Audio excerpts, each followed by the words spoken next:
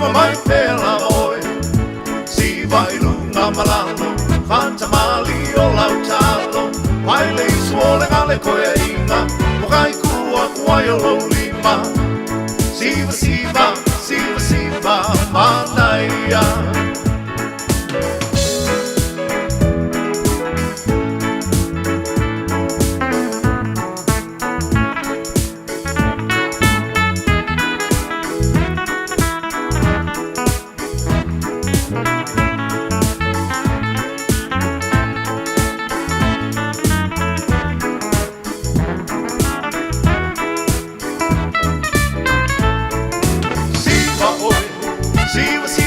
pela boy siva ilunga malalo fanta mali o lautalo mai le suole gale koe inga mukai kua kuai o lolima siva siva siva siva manaia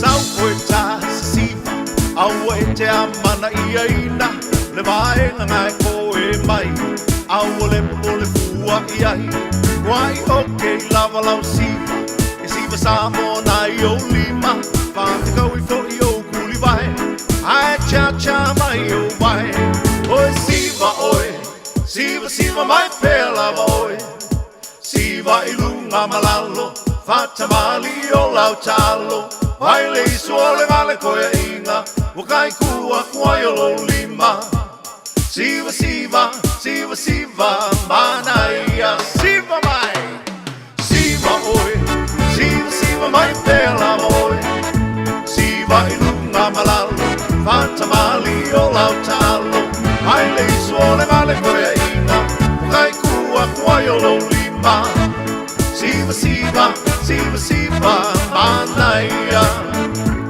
Siva, siva, siva, siva, manaia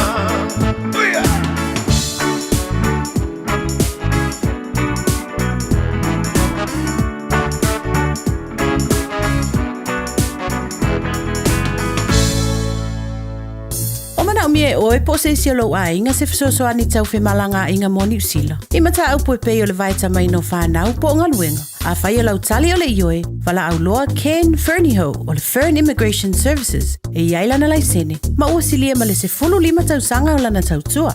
E toa tele tangata o fisoso ani iai Ken, I mata au po tau fe malanga inga. E au fia ai mata au puna o atu le tribunal. Ma apili le minister.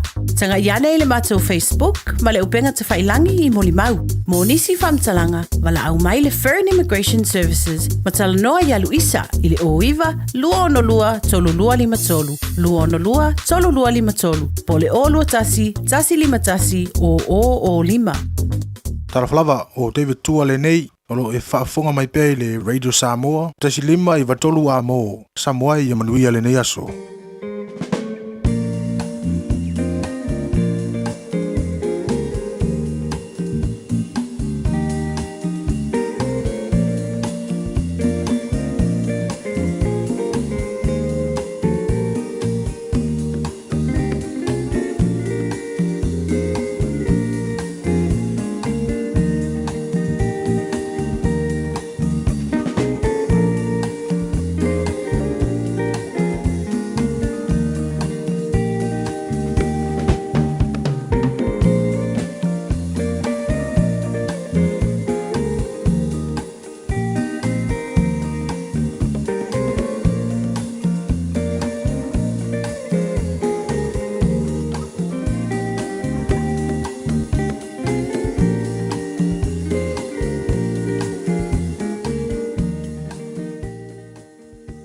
Ua na o le Radio Samoa se furulima iwa toru a mo e tautuaina o e ilangu ngana fitu aso le vai aso.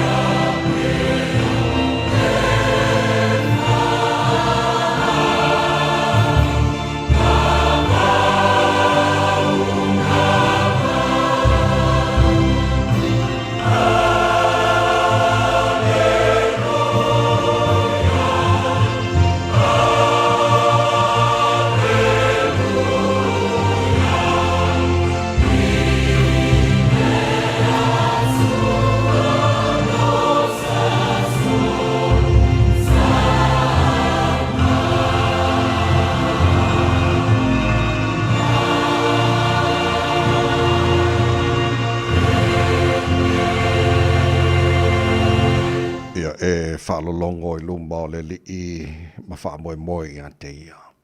A wa te wha meo ono le o manuia lo nala o te ngata o whaiatunga fiti leanga. I nā so I e teita ma I atu watu lautinga a wa te wha meo ne e whaia se me leanga. A wa e wha umatia o e whaia meo leanga. A wa e wha te tali leli I o I la tū lawa ia e whai mo la tō le nuu. Mo nei tai aolo mātua tua o na mātou alanga ina le vi inga I a te oe. O wā o le fo ua tele tala I manu ai titi mala ina ua mātou au liele nei tai au fau. O le tai au singsengi ma le tai au manino. O le aso fau ai a mai ua mātou pese fiai le nei tai au. Mātou patpatia le tele ma le nasio whaamunianga lo mātou tua. O le fo ua mātou lu fale ma le loto fia iau lotoa. Alanga ina o vi inga ma mātou whaaftai lo walofa. Mātou wifo fo iau luma le nei tai au ma mātou whaape atu lo mātou tua e pa ia lava oe le atua ma malu. O oe le atua ma mana o le atua sili ese male matautia. E le ai lava ma se e tusa ma oe. O mea umana e whaia. Na whaia ina ia ifo ma vii a te oe o whapena ora mātou whaia nei tai ao lo mātou tua. Mātou pese whaaftai ai lo mātou tua. Wa oe lava o le tua o te tau mana mea iai le taulanga o vi inga pe ora mātou whaia nei tai ao. O le atua siri ese oe o le atua e soifua ma le vavau e o le whavavau. O le atua lava oe la e le vi inga o le mamalu o le atua oe. E pulu le mātango fie. Ta maa whaaftai lau mea lofa, o le ola whaua mātou maua le nei tai ao, whaaftai o le walofa ua, e whaapopo fo le nei aso whau le whaita wina waso, le sui fōra tunu mara mātou wola, mātou o ria le nei aso lulu, was fōtasi a yaso uni, mātou fo launga le nei tau sanga, ia o le mātou malanga le nei aso lo mātou tua, wa mātou tu inatu o ao wha mole, si e tau te mai, e le fo launga o whai nei. Awali tia whaiva le awhengai ma le tunu, le nei aso whau ai a mai. Alo whangia fo ile, a waio nei a mātou whanau ia o ongos te mara nei tahi ao, mātou wala au ta maa le paolo o ao e te ofo whatai ma maru ti aina ia mātou whanau. Ia o sa iri poto e ala ia o onga, whamuria ta maa, whamulmoni whaiva, whengai maa lima ta mai tai whaia onga lo ngafa ma le au au ina, nei a mātou whanau. Ia, le whailawa ngalo, le atinu pele sa mōre mātou te talo, alo whangia le atinu e whaavai I ante oe, o alo fōi le atinu I lana whainga palota ile, asa lusi furuiva o le masina o kuso, ia mātou te talo I tapena, e lau fio o te itai, o ai lava te itai o la tusi au I eisa moa, mātou te tono te itai ia, ua e filifilia, ina ia te itai le malo, te itai ma le amio tonu, te itai ma le ava ma le mingau I ante oe o le atua e whaavai I eisa moa. Maria na ia mātou a inga, na ia mātou tangata uma I Samoa, whapena fo ile alala ma le pāpā au aiso sa vāenga re nei lalo langi. Ia, mantua fo ile, tu maru mo le panga ma le tāpo inga, na ia mātou mātua, tu asen sino o le atanu, malu mātou malawa re nei aso, mātou wala au tamā le maru ulua re nei vai taimi o le tausanga, le mawhana whana o le walofa, te to uruaine la tau, maua I pera la tu sifua laure rei tino, siri lava ile angangam. O mea umala whana mātou whaira nei aso fau e mai, mātou whaia lava ina ia fo ili vi inga I ante oe tamā wha monia mai ele tau tua rili Samoa ni aso a toa mātou wole lava mbala au I nei mea malava e ala ele swafa manu malo Yesu Keriso lo mātou li mara mātou wha ola. Amen.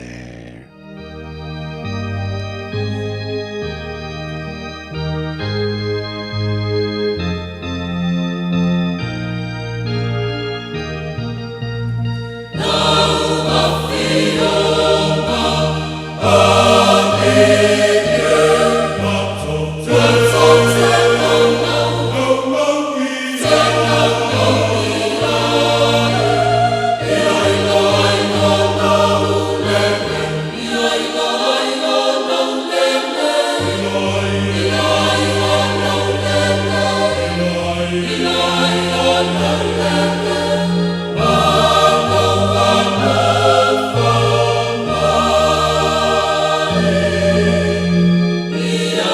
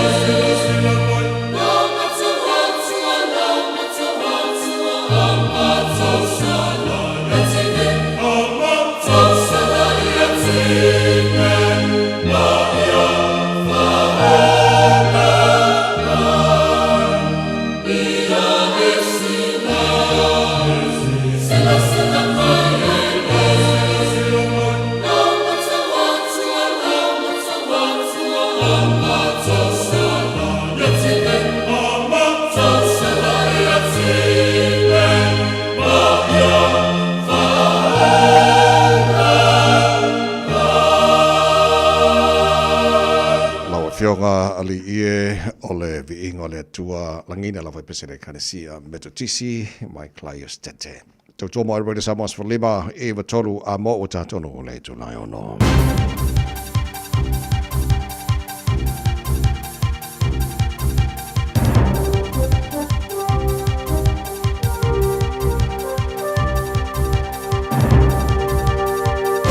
In this update, 10 people have died in a high school shooting in the Austrian city of Graz, along with a former student understood to be responsible. It's the deadliest such attack in Austria since World War II. Authorities believe the gunman acted alone. Austrian Chancellor Christian Stocker says what's happened is a horror that cannot be put into words. His words are translated by Sky News. This event hits us all as people, as parents, as a society altogether. That this safe space was hit by such a violent act makes us speechless. A push for crucial faster improvements to the mental health sector following a dire report. The latest from the Mental Health and Wellbeing Commission shows minimal progress tackling deteriorating mental health and addiction services over 7 years. Rates of unmet need are climbing while access to specialist services drops. Commission Chief Executive Karen Osborne says some people are doing well, but they're concerned about others worsening wellbeing. We are seeing increases in the rates of high and very high psychological distress.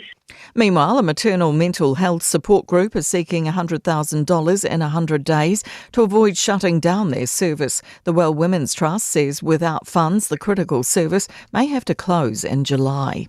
Changes to proposed anti-stalking laws are being seen as an improvement. Law proposals making stalking an offence initially required 3 specified acts within a year, but this has changed to 2 acts in 2 years. Auckland University Law School Associate Professor Carrie Leonetti says this change is important. I don't know a single person when they read the original proposed bill who didn't say, wait, what?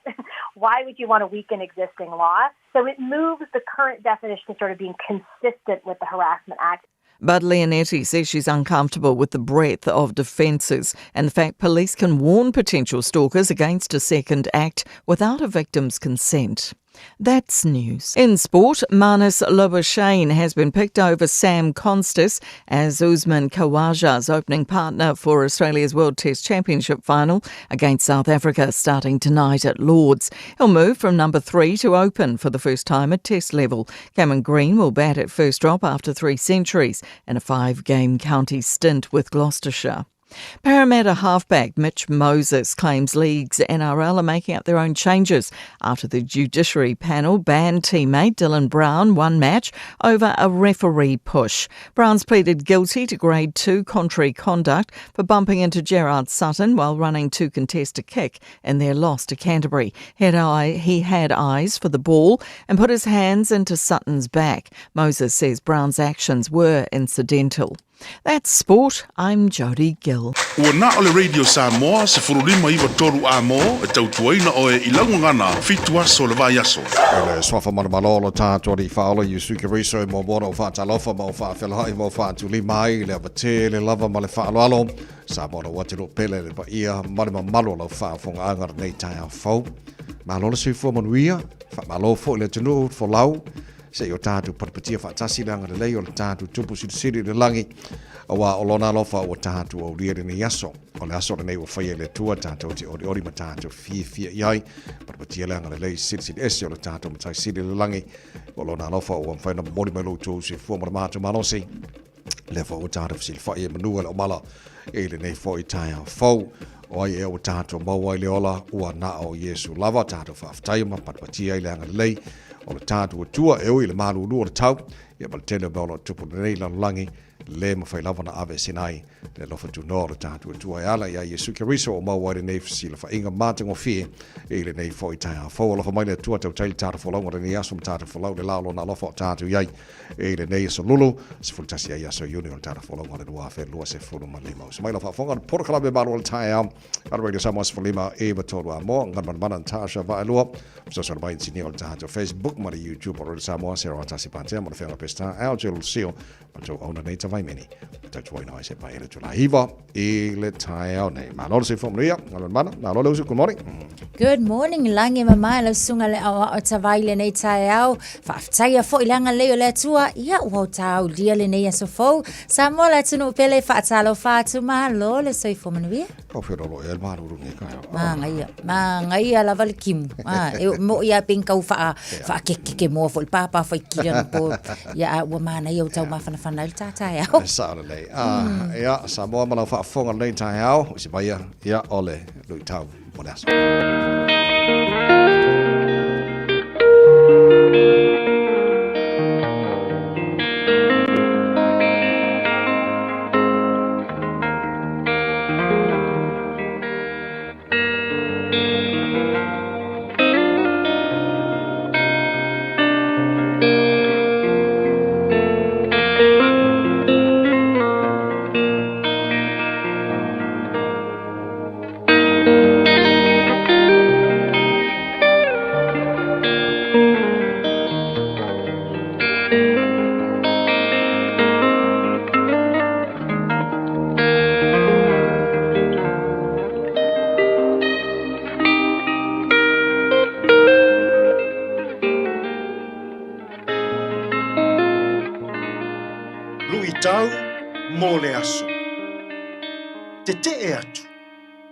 Fuafuanga sese.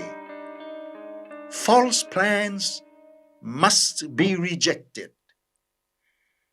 Mua Samuelu lona mata upu e valu o te whaita wina le foi upu e wha ma le foi upu e lima. Ona wha poto ai lea o toia I ina umalava o Israelu wa lato wo atu ia Samuelu I Rama. Ua lato whai mai foi I te ia. Whaauta. Ua toia ina oe. O ua atali I foi. La te le sava vali I o wala. O le nei. Ia e tō fia se tupu mo I mātou e wha masino ia te I mātou. Pei o nuu uma. Te atu. I fuafuanga se. False plans must be rejected. Ua, o mai toia ina o alii ma fai pule o Israelu ia Samuelu. Ua mo moli mai la latou fuafuanga. O lo latou manao.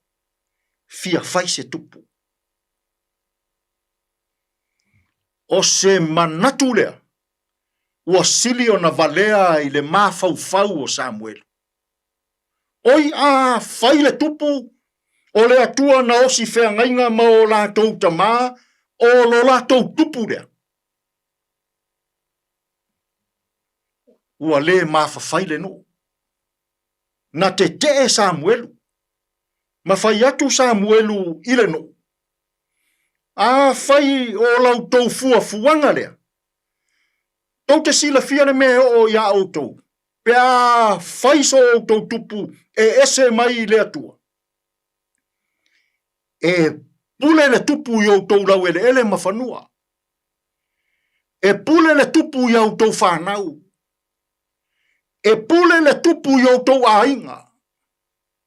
E pule le tupu I loutou tamao ainga ma lo autou wola. E fai atu Samuelu ia afianga pe a faise tupu. A ua le mafafai le no. Ua mana na o lava le no. Ia faa wina e Samuelu so latou tupu. Tasile nei o whaafita uri onga I o tātou aso. O fuafuanga se sea tai I to tonu o nuu mafioanga. O fuafuanga se sea tai I to tonu o I tu malo. I to tonu o whainga malo. Ma to tonu o e kalesia. O fuafuanga e whaamalie ai manao whaiva vale o tangata. Ao e whea ngai whe au manga ruenga o le nei fo iaso. O le lui tau mo oe ma tātou. Tātou wha e tete. Ia tātou loto te tele. E te te e atu. I fuafuanga se se. Ia tātou loto te tele. E te te e atu.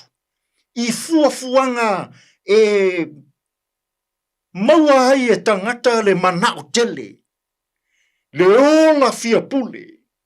Ma le ola manao tele I mea o le nei olanga. False plans must be rejected. Today, why not challenge yourself? Say no to the false plans. Aia pe a se e pe ia o Samuelu I le nei aso. E mo mori mai fuafuanga se le no. Ai vai mai Samuelu. Se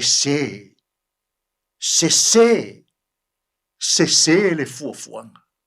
O le atua, o le tupu o Israel. Tātou te tālo. Le atuai. Le lingi mai au whaamanuianga, I whaasausaunga ma tautua ma au aunanga lau leitio ma lau televise I le nei aso. Lilingi mai au whaamanuianga I le au whainga ruenga I alii ma tama itai. Whaamanuia le whaafofonga anga ma le mai moa sila alou atuno. Whamanuia fe au ma ngā ruenga ua la usuai o tangata I le nei fo I aso fo. Lui tauina pea Samoa I lou fina ngalo pa ia. Le atuae, a o mai pea Samoa. Ia I loa o na te te atu I fuafuanga se. O fuafuanga ona o mana onga whaiva vale o nisi tangata. I le ola fia pule. Lou lava suafa Yesu ua mātou tatalo atu ai nei. Amen.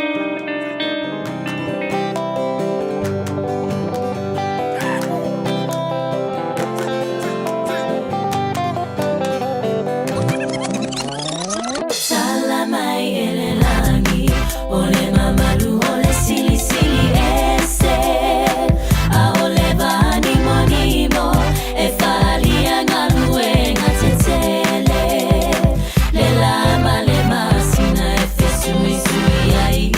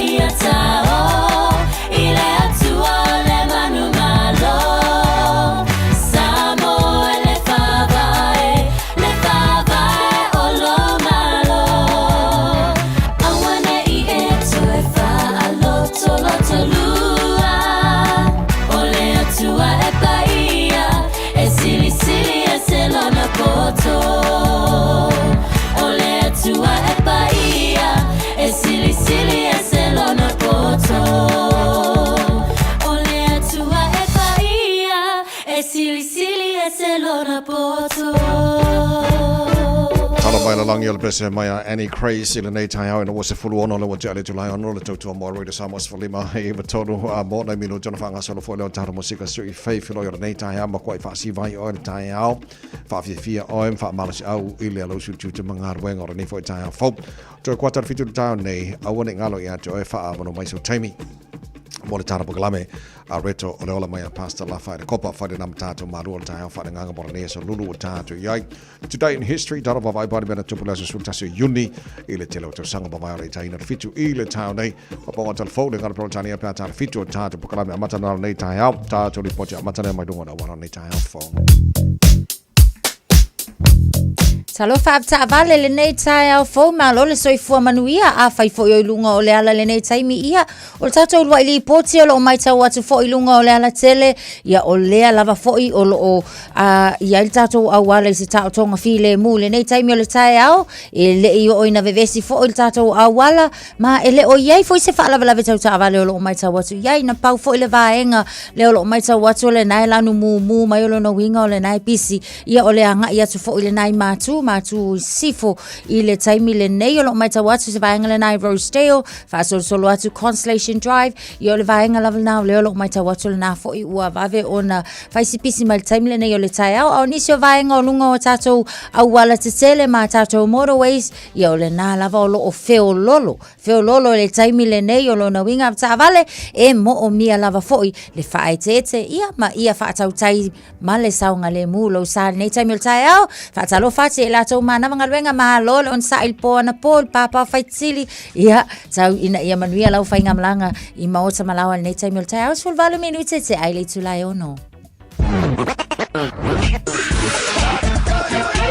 Malu soifua o le siafufonga Samoa Radio Samoa tasilima i vatolu a mo se kia Radio Samoa. Ua mawhai ana au ina atu le tala o le tau i aso taitasi ona o le lango mai a le Pacific Finance Limited. Telefoni o Varselau fitu whawha lua fitu. Pai ngā mata i le tala o le tauara nei fo i Taeao fo no whanga whaasalonga Radio Samoa tama ki makaurau au ki lani sifutololo i le maru lu le nei vaenga o le Taeao o winga wha ma wino le tau mo le so o le whaasolo ina langi le leile tau i le teime pa uai wanga i nisio vaenga o au ki lani mai se lava le tu sifo au ki lani angi maria ma savili mai ma tu sifo e ma losi savili mai nisio teimi o le auli se fulu ma le iwa ma lunga na maru o le efa ma wina mo tātou au ki lani nei aso se fulu tolu lona ma walalo Taeao pe audio le whaasolo poina awa olang de lei pa o nai wanga ni sobaingo au ki lani le aswa Taeao se fulu malu mo lunga na le malu lufa ma wina mo au ki lani le aswa Taeao waingo yon tuatu la sfa reile awa olang de lei fo i le tau whaasolo na awa olang de lei pa o nai wanga na sto na i whaasolo poina awa olang de lei le sa lang de lei le aswa fua ma na so luar vea solo ma na iatu lo o tau faile e whamataltala i a whamamaunga la mai tau tūna mai ia walo whaafonga mai nei fo i Taeao fau tūlanga masani o whangasolo le pokalame maro le Taeao o la whaintara wawa il tūlanga o il tau tero i si vaenga rusila wapena fo le tau Samoa manisi o vaenga o le kelope tala o le tau Radio Samoa amana atu whalolonga a le Pacific Finance ua loa le tautua le Pacific Finance in no ngā tupe mo so se wha moe moe maliu whai puiponga aso whanau sa whai whai ngā malolonga ba so se wha lawe apa laine lo le pacificfinance.co.nz pe bala au le oval sa lau fitu whawha lua fitu e talo sanga sauna no ngā tupe i le bao le 5 se lau tala ma le 2 hafe tala e 2 minute whai lau talo sanga online www.pacificfinance.co.nz a tasi le tu lai whatali e se tali e iai inga whapitoa pala au lo le Pacific Finance Limited ile oval sa lau fitu whawha lua fitu oval sa lau fitu whawha lua fitu Loa se furu lau tele tulai ono o se mai le penino tia whau vi o leo tala ina whawhiwhianga Radio Samoa nei fo i Taeao fau le tunua ngai tūte mga ruenga o le Taeao wha amara losi ua awhar kako vai aso ua awha le vai aso maria whaival nei aso pese le maoe Taeao Samoa whakai Marena singa ua tau soa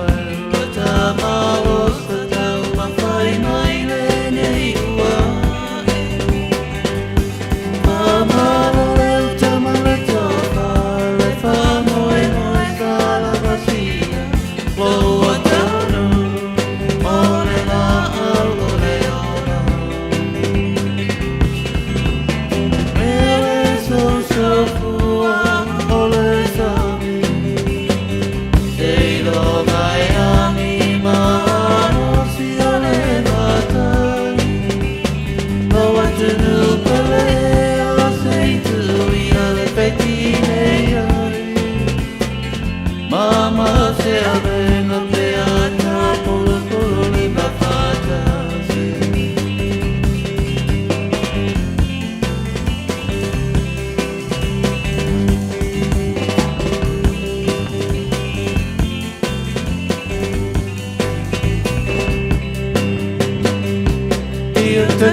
me peoni o fia tutu po a whae aina si o tatu o tunu. Wale tu o noina ne awa whole tupu o tupu. Ai soi ai te whai upo, ai apo ane si o tatu o nganu. Mana tu o whaile tawa e mama e si o na kōru. Ele so fua, ole sami. Sei lo mai anima, no si ole matani. O te nau tele ea sei tu i ole petine ai. Mama se avenga pea ta polo polo lima patasi.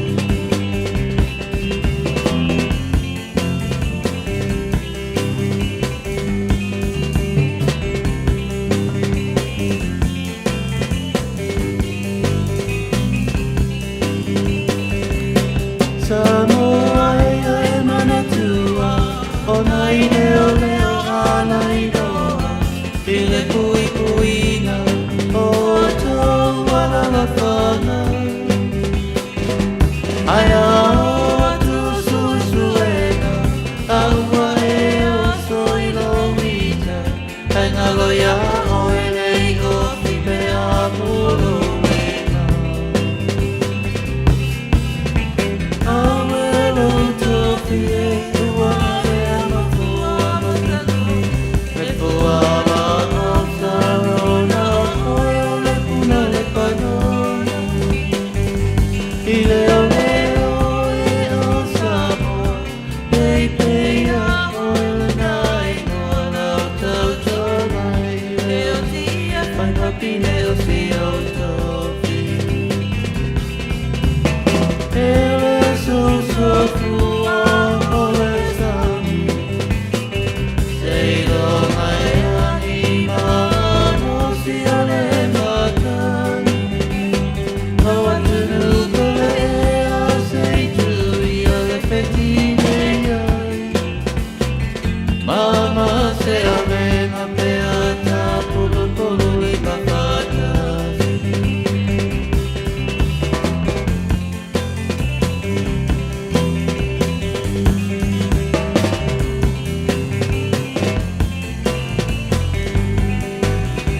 Hei, hei, ho.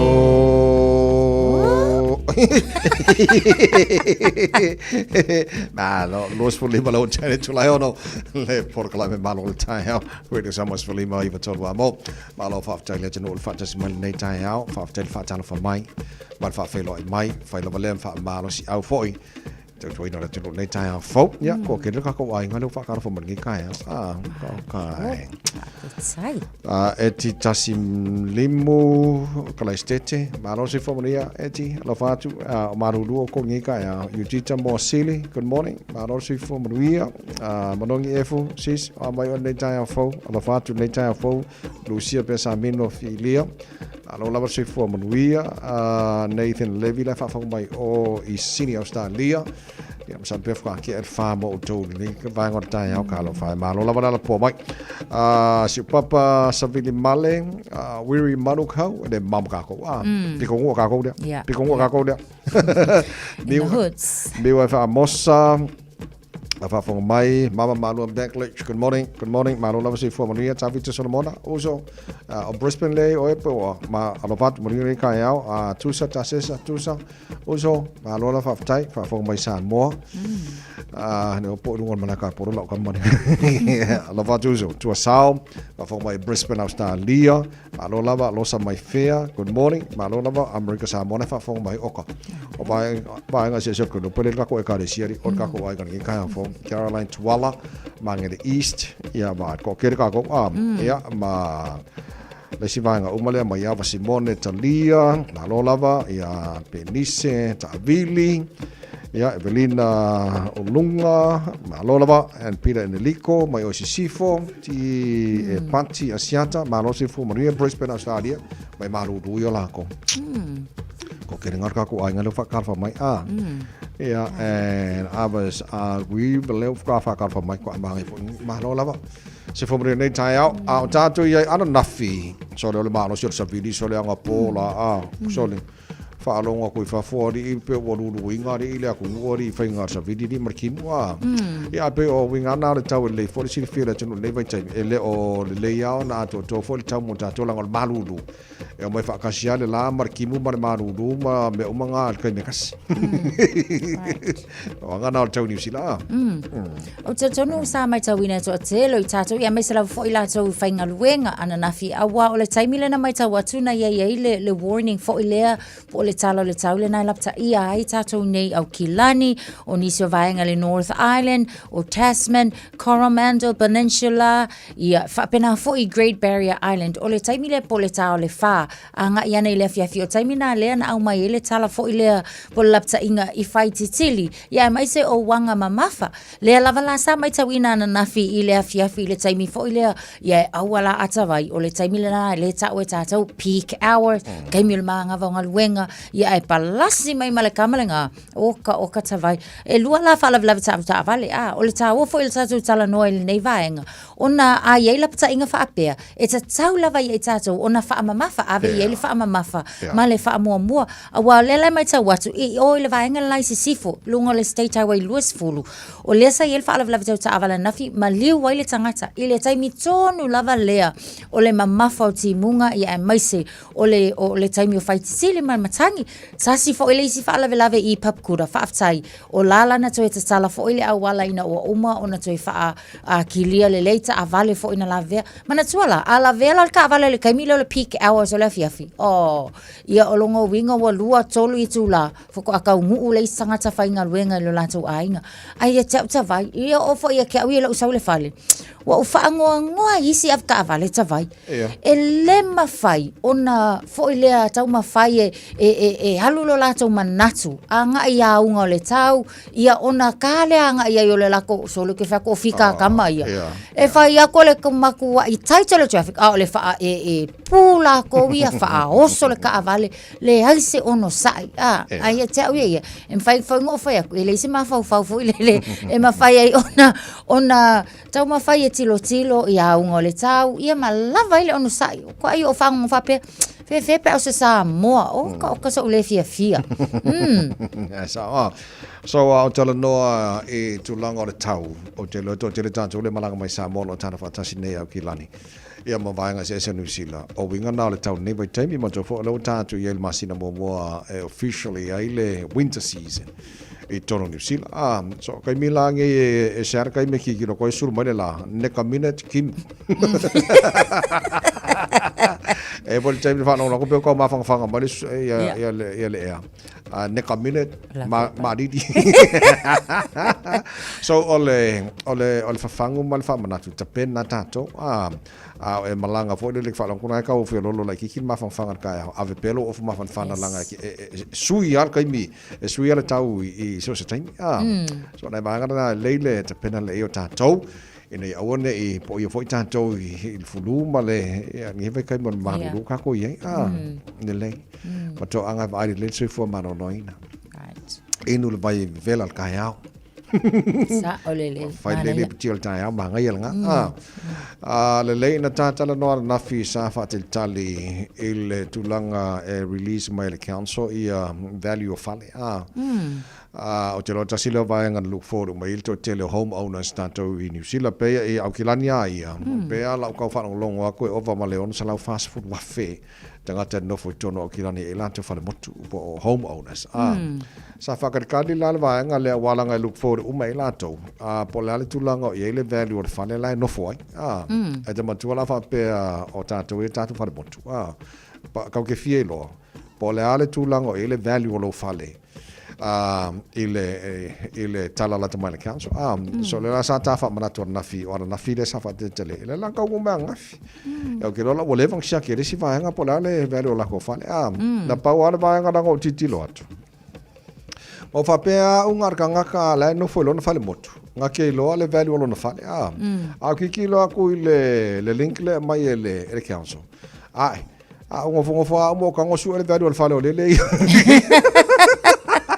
sa I mean a link la mai nga ka nga ku kong le address yang ka mai le ki o ya o value le fa le la le ya ma le ya mala ko la e ya tu lang na ya ba o le winga le tala fo le an OTT lo e ni si o pitonu o au ki lani e ma mau ese mal tau langa o te lo la ko pengi fiki aku le value le o valuation nga banga ngai lo o ni si tau la lata i oile I mean ese o mai suburbs au ki lani mal tu langa ele value la tau fane ya alba vai atuna o lo ele link na mai na ilunga le website e por vai nga le Auckland Council ya ki alo e mango fongo fo ya makango e ku ele address nga ka mai le la ko para tu langa ele value fane nga bo ngi kan Io te vai o le to atele e to atele la fo inisio la to tele o tali le leina ia le vaenga le ona mana tu o le expectation o le sai e wa ka kau nga alu ilunga le value o le fale ia mana tu la afa apela o le sa fa kau le fale le kaimi le pico le market o le sa le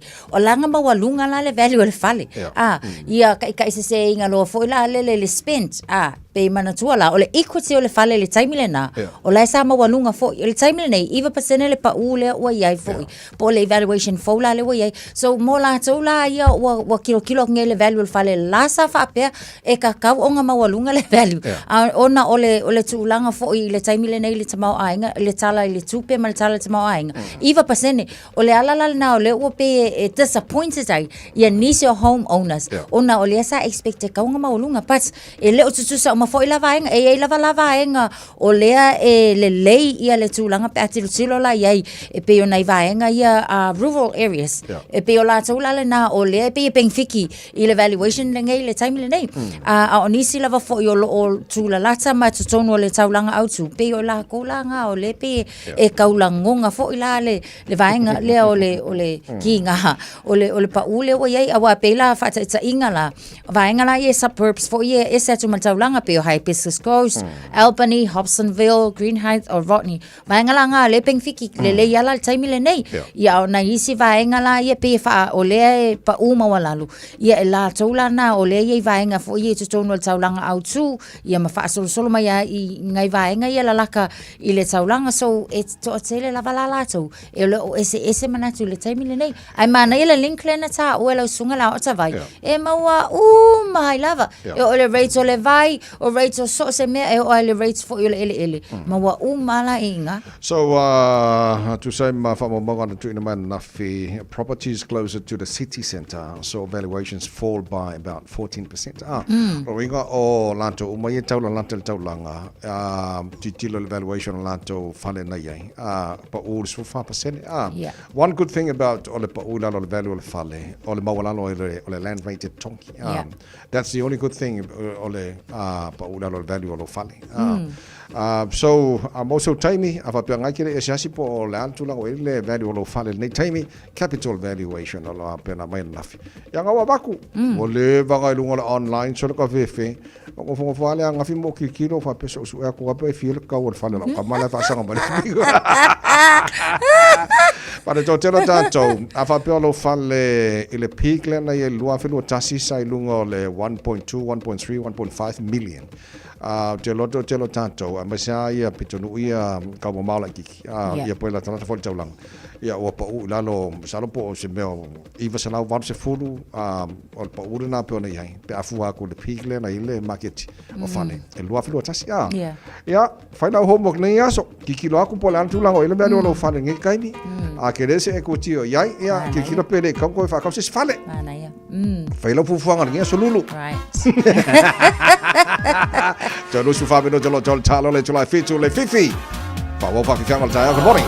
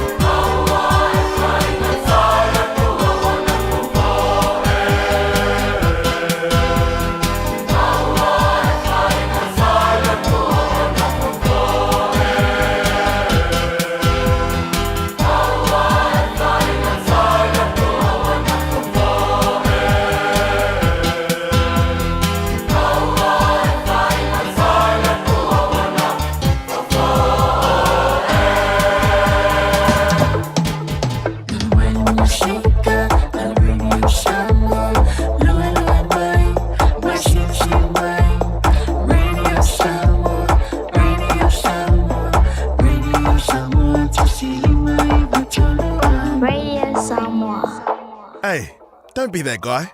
Or that auntie. Ignoring a sore throat. This isn't just some drinks and lemon tea in your sweet situation. Untreated sore throats can lead to rheumatic fever. Nobody wants that for their family, eh? Go get your Pepe's sore throats checked at your GP, school nurse, or pharmacy. It's quick, easy, and most importantly, free. So come on, whānau. This summer, take care of your tamariki. Get it checked and get it treated. For more info, hit us up on socials at Stop Sore Throats or visit stopsorethroats.nz. Measles prevention key messages. Immunization focus. Measles spreads very easily from person to person and can make people very sick. Getting vaccinated gives you excellent protection from measles. It means you don't get sick and you can't pass measles to anyone else. Getting vaccinated will also make sure you don't take measles with you when you travel and spread it to people in another country or bring it home to your family when you return. The measles vaccines is free for everyone 18 years old or younger, regardless of their visa or immigration status. Your doctors should know if you and your family have been vaccinated in New Zealand. Immunization gives you the best protection against measles. If you are not in quarantine, you are feeling well, and you haven't been immunized, now is a good time to do it. Whaasilsilanga Taeao. Wa taunui whanua o loo whau mo le tātou whale o loa o le Eveni Pacific New Zealand I au kilani nei. Mawala e dopa tamaitai. Ia e maukingo fo I lava le vinga o papa I songa a loo fo. So mai I le Eveni Pacific New Zealand store. Mai le asonga fuanga I le stonai. Se fulu I le Taeawanga I le ono I le fiafi. Tuatusi o le Tasi John Galter Drive, Auckland Airport. Whaapsanga I tonu lava ma le KFC. Au tawhane o le warehouse I le shopping centre. A le malai valele. Eveni Pacific New Zealand store. A fio mai loa Samoa. So se full mal fitu mino jolo jolo ta le ole tula e fitu le to mana batu le ole ta to malu ole ta fa nganga reto le ola pe fa pe nga mo fa la malu ole ta ole tino nei e malu si tino ya te fone le malu ole ta fa nganga la to e fa fanga ma ole le nganga. Ale amene.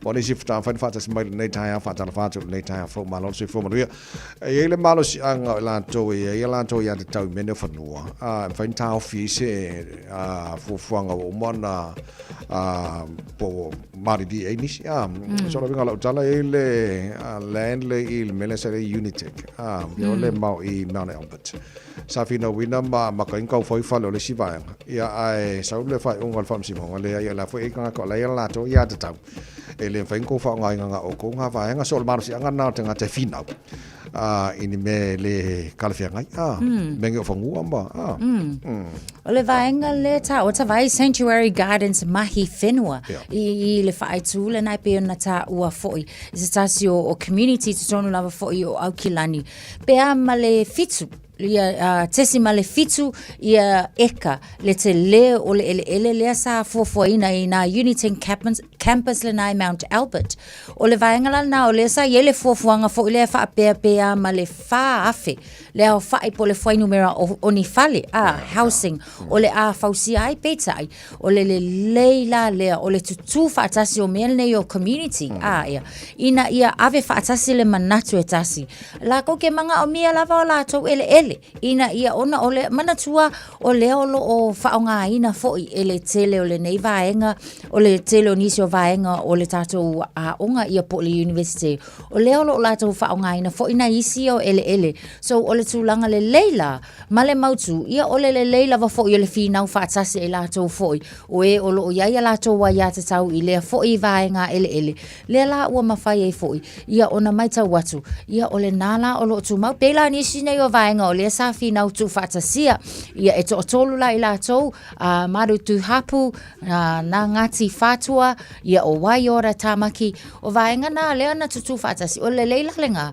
o le o whaakase ave ina ia mauti noa e maua se tali whaamanuia ina ai ma whaamalia ina ai o la tau fo I manatu so which is really good Joyce fully mamino jolo jolo talo le tula e fitu mai afu whaafi fianga mile 5 stars so le Malaysia tato li poti mai ngana wala nei Taeao ia ona tuina tulo leo tato maluol Taeao whaanganga a reto leola mai a pasta la wha le kopa o e wha whonga le porkalame maluol Taeao Rene sapos fully mai iwa tonu a mo o ngā tono vai aso tato iai o lona se fuma tasi nei o aso o le masina lona ono tato fulonga ni futa sanga maluol fulama nguia Marurur ka wa. Ioi. Marurur mai tato. Ka ko marurur ai fa pengan.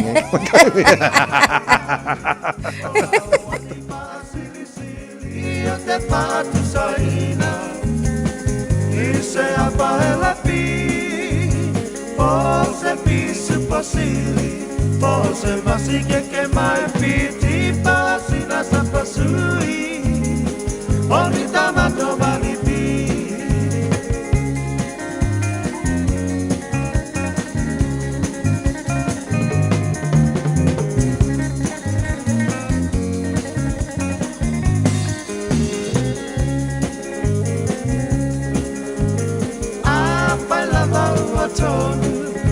Watoni lau pinangalo tapa hai poipo Avane ile malo Ele anga ole tatua Etele ayole ti akolo pe mai sa pepe Ole pepe ole po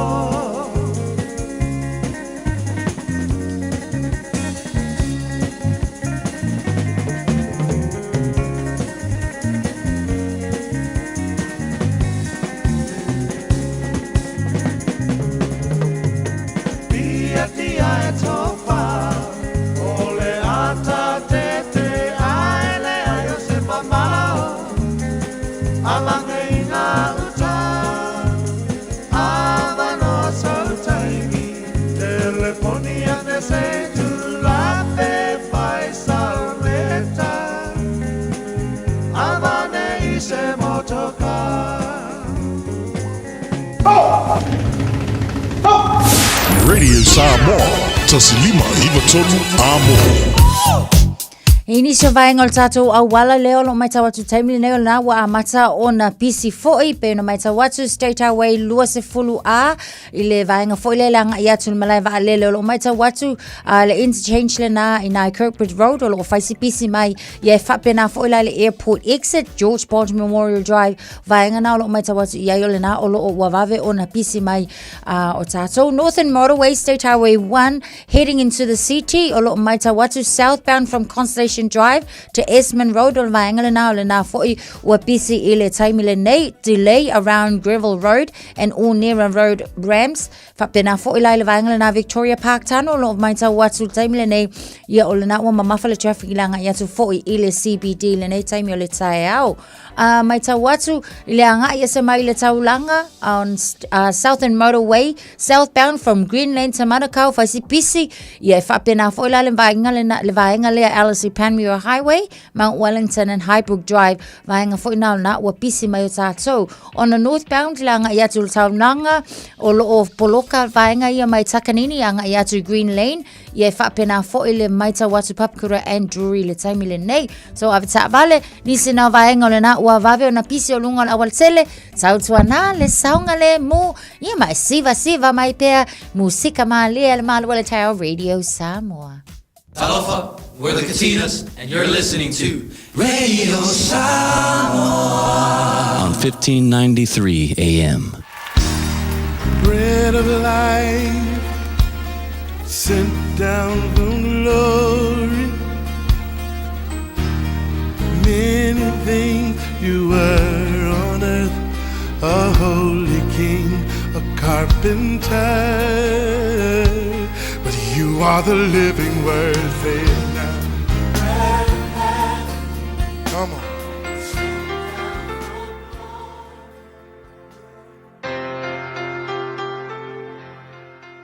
Alofa tatou tunu o mai le tatou polkalame le amre le ola le nei fo yaso ia o te whawhelo ia tuiati oe i le suafa manumalo o le tatou li whaola o Yesu.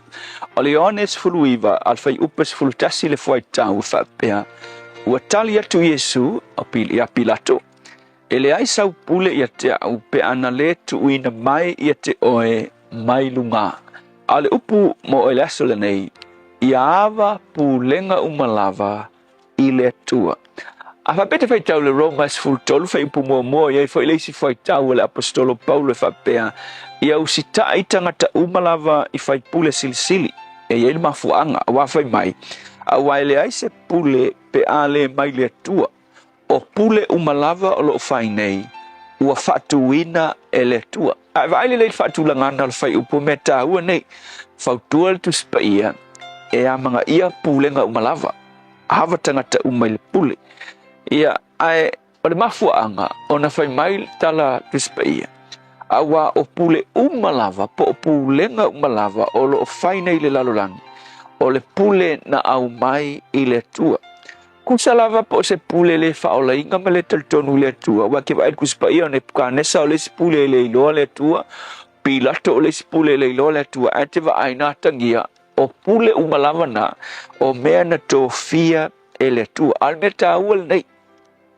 Ai loa e so se pule le mafuanga o lana pule ke loa o le pule whaamanguia inga le pule le na awa au nei loa o lana pule o le mea mai le tua o na ava lea o ia i le tua o le nga au mai le pule al mea silinga inga maanaia a ava le pule i le na au mai lana pule o le mea le atupu e ke va aifo i tangata ie muli ma i lalo ifo lana pule e fai ngofie mausitai i latou i lana pule.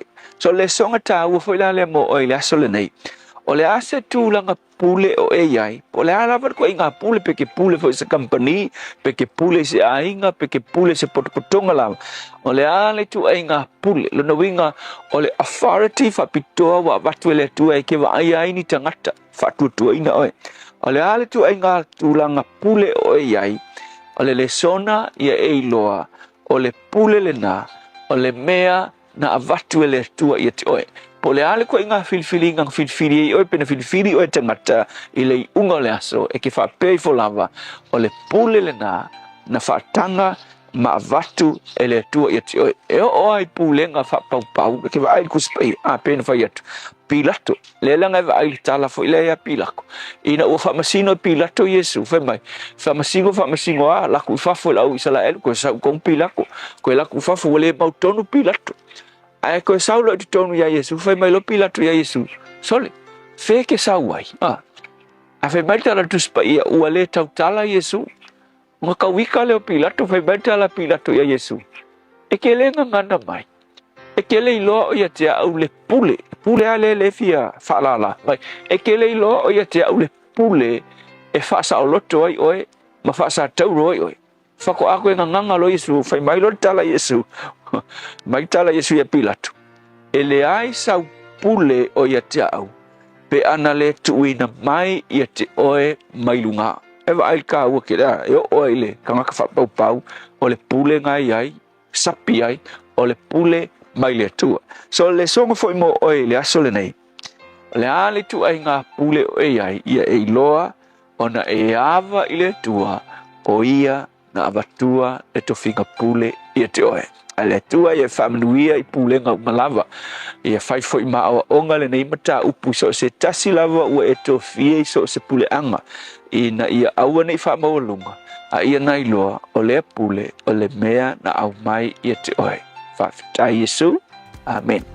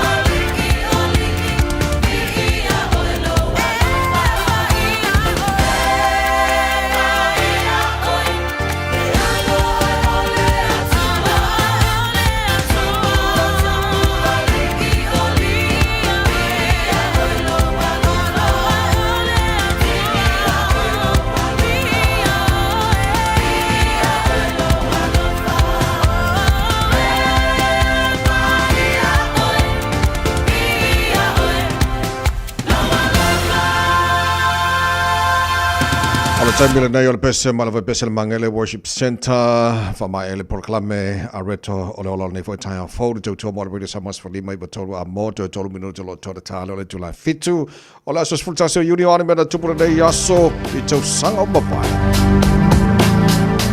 So sanga e tasiva iwa tolu ia o le so na whaatu a whaalawi loa I nai fo'i le tasi o atati whanga e se fo'i lo na mānaia e o mai lava I le nei aso Jurassic Park le sa taitaina ia pe sa director le sunga le na ia Stephen o le tausanga e lua afe ma le lua o le aso fo'i o le aso le na uluwai premiere I pe whaalawi loa I nai I lunga o le Fox TV se tasi o show mataina e o mai fo'i le nei aso le American Idol e pei ona iai ia mawhaatautaia fo I le sunga ia Simon Cowell, Paula Abdul, Simon Fuller.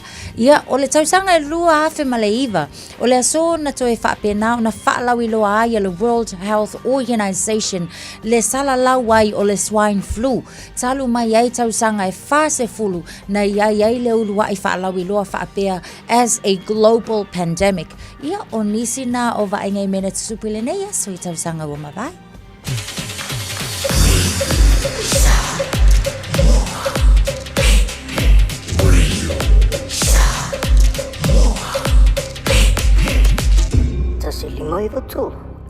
Got relatives visiting New Zealand? Don't let their travel emergencies become your problem. With Southern Cross Travel Insurance for non-residents, they're covered, with assistance available 24/7. Get a quote now at scti.co.nz. Wasilia male luas full tausanga le tautua le Aro Memorials. E ngau sia lantou maafa amanantou I o loa anangata. Maua maa fua I lau whaasoa. Mawhaifoi ona lei bai, fausia I lo manao, malafoina I Samoa. Tatala mai le asunga fua I le asfarei le mai leiva le Taeao I le lima I le afiafi. Ma le astona I mai leiva le Taeao I le tasi le awauli. Afione loa I le lua o Massey Road I Mangele, tolu tasi tolu Rainnorth Road I New Lynn. Po le tasi whātolu Cavendish Drive I Marukau, pētaka iane e le aromemorials.co.nz. Le Aro Memorials, wasilia ma le luasful tausanga o lana tautua. Talofa Samoa, I mawhai na fisosoani atu Dr. Chen pe a whai te a fiele mai suka. Tota mawalunga, le maua se whanau, mai sela, whatungao, ti ngā le ua po tuli, whaalusi le tino puta, kānesa, ma le tino mangeso. Ma wa fo'i le kulini fulunifo mo ni fo tinga, ma toi whaafilesi ai lau manawa. Tele nisi o loa e fisosoani I lo soifua maloloina. A fioane loa e va ai Dr. Chen, I le tuatusi lua ono Great South Road, Orahuhu. Telefoni lua fitu ono tolu fitu, extension numero lua. O I sauni malanga I Samoa, manatua loa le mana rentals, e maua so se taavale e te fili mai ai, e tusa ai Malu manao, e mawhaiona piki le taavale I le malewa lele I whaleolo po o whangalii, whaapealo tātou ofisa au tui ala fua, pe mawoli atu fo I le whaletali malo o loo e whaamautu ai ngā whaabitoa, lo i le tātou insurance cover e te fili mai ai, ina dei tupu se whaalewelawe ai o loo iai le puipuinga, manatua lo i le tātou account I New Zealand, pe lafo sa fo I le mana rentals e whaonga ai le Pacific Easy, pe whaonga fo I lau credit card, e whaatino ai le tongi ina o lo sa. Monisi whaamtalanga wala au le Pacific Easy I le ovalu se lau o tasi ono, po numera masani au kilani o le lua fitu ono fitu iwa fitu wha, po le lua fitu ono fitu iwa valu wha. Matalo sanga e transfer o e I le moana, pe asiasiane I le Facebook a le Moana Rentals, po le tanto upena te wha ilangi o le moanarentals.com. Moana Rentals, o lau paanga e taitoloina oe, a o e malanga asiasi I Samoa. Hey!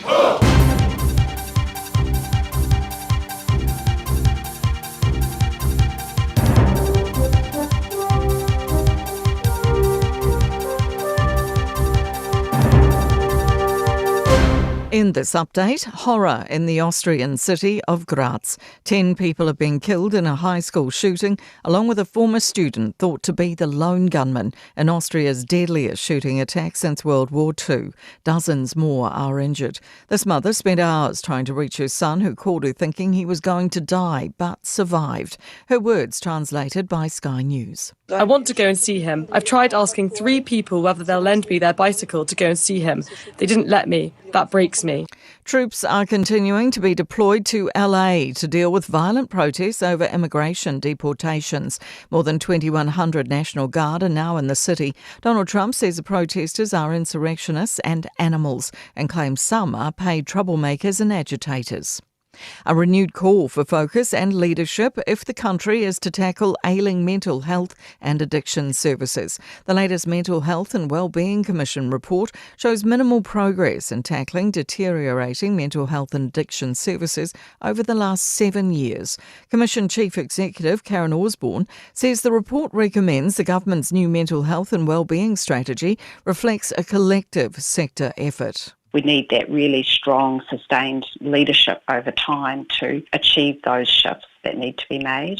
A refurbished Stadium Taranaki is hosting a free-to-attend Ranfurly Shield match tonight to mark its official completion. The stadium had to be redeveloped for seismic strengthening. The Taranaki Bulls will defend the Shield against King Country as the community enjoys the new East Stand after 6 years of development. Taranaki Rugby CEO Jimmy Fastia says there's been plenty of appetite for tonight's match. Almost 10,000 tickets have been snapped up within not just the rugby community but the Taranaki community in general.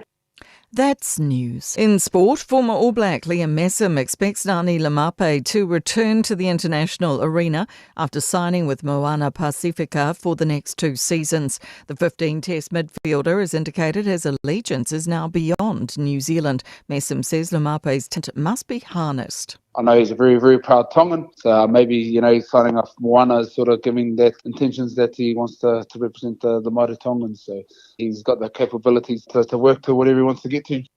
Marnus, Labuschagne, Usman Khawaja and Cameron Green will form Australia's new top 3 in cricket's World Test Championship final against South Africa, starting tonight at Lord's. And Parramatta's Dylan Brown's been banned 1 match for an incidental referee push as he chased a kick in their NRL League loss to Canterbury. That's sport. I'm Jodie Gill. Ua na ole Radio Samoa se furulima iwa toru a mo e tautuaina o e ilaungangana fitu aso le vai aso.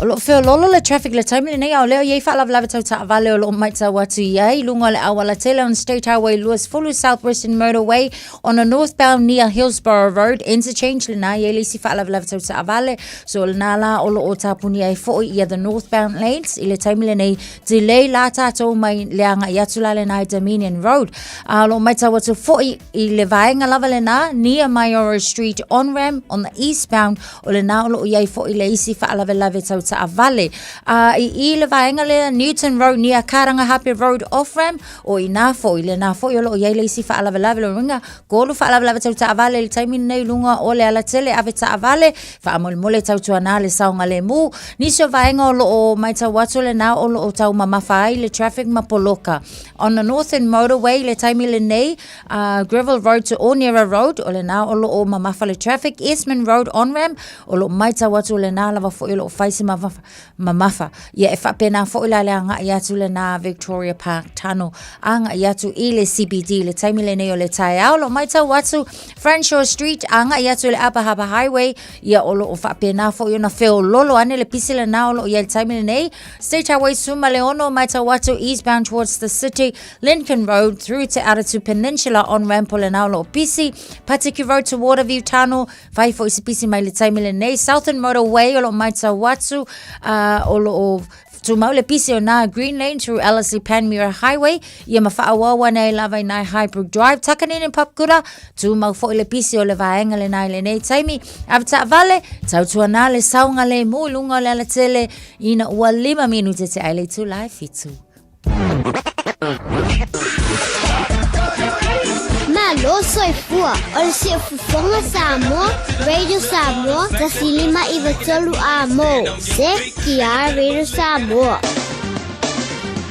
Ua mawhai ona au ina atu le tala o le tau Iaso Taitasi ona o le langolango mai a le Pacific Finance Limited. Telefoni o Varselau fitu whawha lua lua fitu. Malola Varsui Fua, whaftai fo i le mai moman whafo mai le pokalame malo le tala Radio Samoa le vainga lata mai le nei i le tala o le tau. Tatua matamai Samoa le vai ngona Taeao lua se fulu ma le lua leo te vava ia tolo i le vevela le Samoa o te valu I Samoa o leo te vava ia tu langi le lei nisi o vaenga awa o fo nisi o vaenga o Samoa e le vai ngona Taeao wingo le tau I Samoa le sola fa solo langi le lei le tau pa ultimo nisi o vaenga le tunu lua se fulu iwa le tolu se fulu degree Celsius mo runga na le vevela le Samoa le so Losuma lima ilona maulalo tato eba terminal Malu New Zealand masani foi on tau fiololo ile vevela Samoa masalo ko ko ile Malu ka ko fa so aku nisi va ngon Malu New Zealand o aba terminal masania na mana ya ile Malu le Samoa so on tu langar na ye fa tala fa toil tala kalame e pa nga uma ale Malu le radio Samoa so se va ngon tu peli Samoa lo to mai mon fa fong mai Malu la si fo Malu lo to mount out so tai foi Samoa Sure, when Samoa pira fiona ngan mana tu mana bau tanga weti tanga pa ia falo tele ni se vai ngai Samoa ya mase pa inga la mai fo la vai tau I Samoa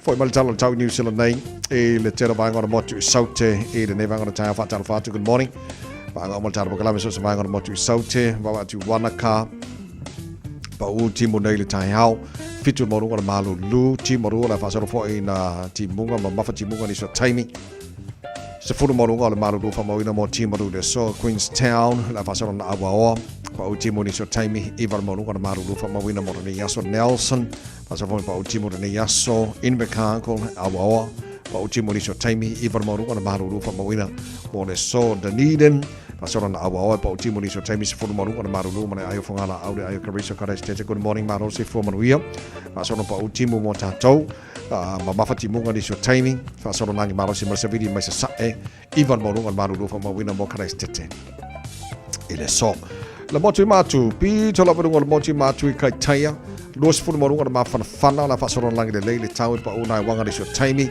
le la bo boring tone maro se fo maria pa angal tara bakala me nei Taeao fa solo pa utimu ma mafati munga ni so timing la wauli or sa video fa solo nangi maro si mai le tulangi le matu Ini so time la oli male fa na nei sfulli mar malunga Malu fa mawina mo Wellington le yaso e le baba ya tu tauranga sfulli var malunga Malu le fa so na awa pa utimu lang le ini so time fa so fo pa utimu ma fa timu ni so va ngo tau po le so e o roto rua la fa so pa utimu ni so time ma lo si vidi mai ma tu si sifo sfullono malunga Malu fa mawina mo roto rua le so pa mas le north lang le lane pa utimu fa so na tu le fa na nei ni Plymouth pa uji munga mafati munga ni so taimi Napier pa uji munga lang de ni so taimi Masterton la fa solo pa uji munga lang de le fefia na nei i le tira bang o Hastings o la fa solo in pa uji munga le so o le fo lang de ni so taimi le so ni Gisborne pa uji munga lang de ni so taimi kirki lo Hamilton malo se fo manuia pa uji munga mafati munga ni so taimi le so yang i malo si masavidi mai matu sifo Sfuru varu marunga le Malu fa mawina mo kirikiri roa e le som. Foi mal taro tau no whanga whasalanga Radio Samoa ta maki makauro au ki lani. Sfuru whalo le Malu le nei banga le Taeao. Tu mawinga le tau le so a pong sa mai pia whafo o te arfitu. E langi le lei pa unai wanga ni so taimi. Sfuru iwa marunga le Malu le fa mawina mo au ki lani. Ile nei so lulu Taeao pe au dia la whasaron awa langi le lei pa unai wanga Taeao. Sfuru varu marunga le Malu o le ea Taeao. Fa solo na awa lang de leiles for raile, brasto nai mana sa, ang de level as on form la so duor va so lo mana ya.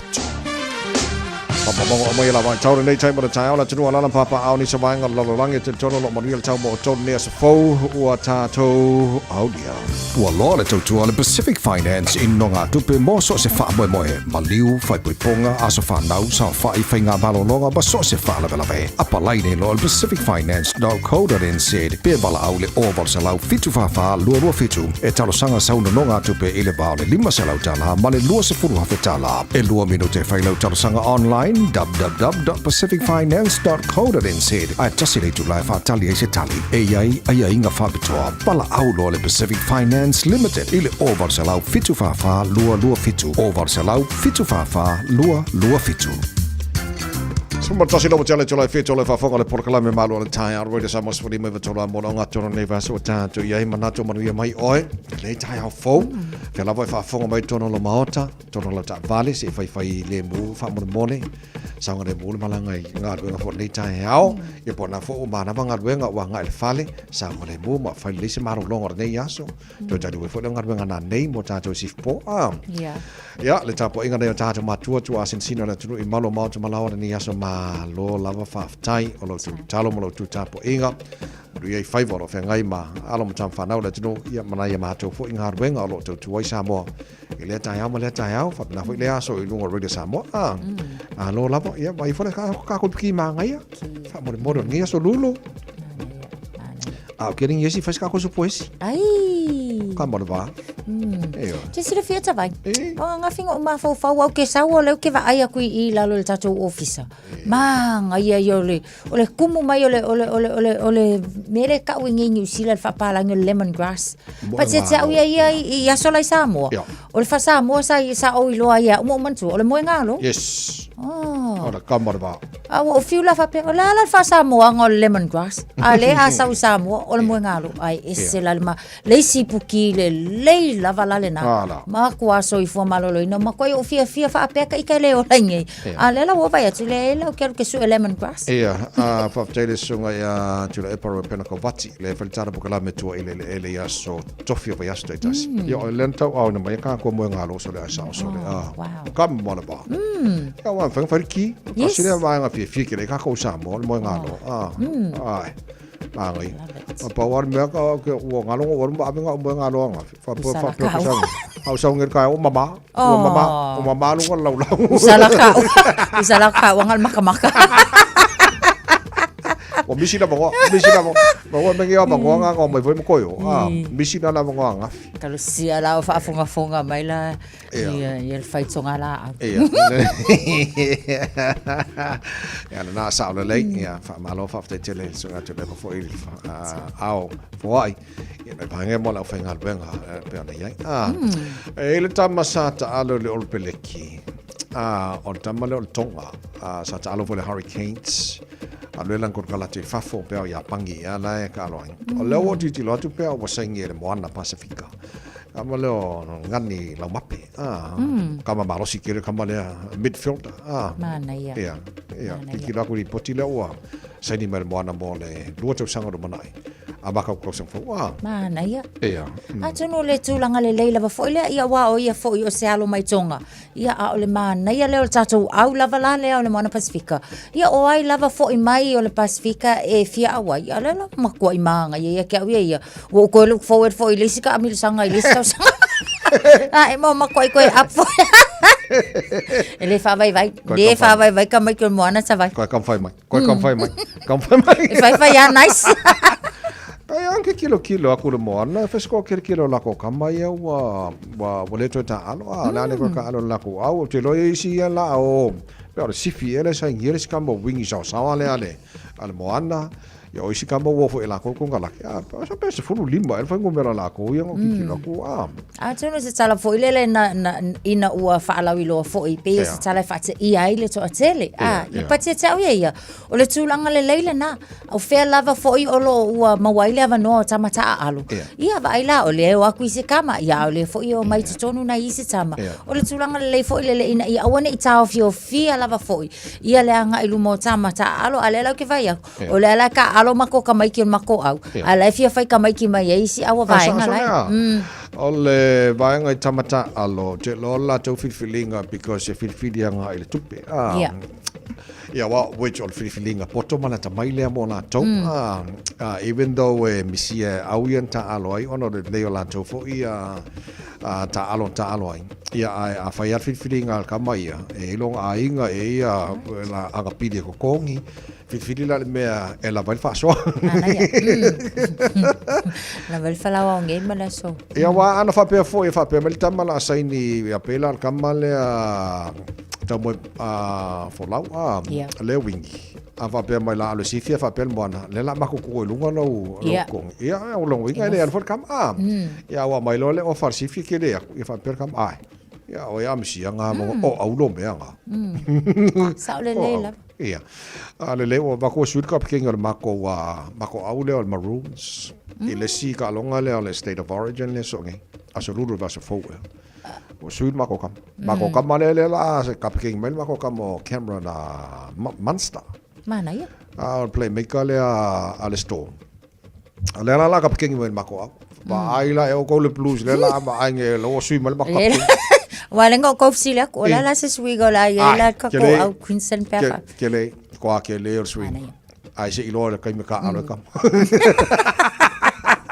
So Cameron Munster la le wo fit feel kapking. Ya se la wan mako au skai me mon mai fa mon. O ko the blues la ko New South Wales le blues malo manga ya. Fu ora mana fa lo jela July 2 na minuto on tatu tal no nei Samoa ai mai fa fianga mai Leone High School. Pa ponga nei Taeao le por Columbia ngara por tani I think a minute. To jobo radio Samoa fa lima the total amo. Maro se fu. Lo ta we pongi ni. Yeah.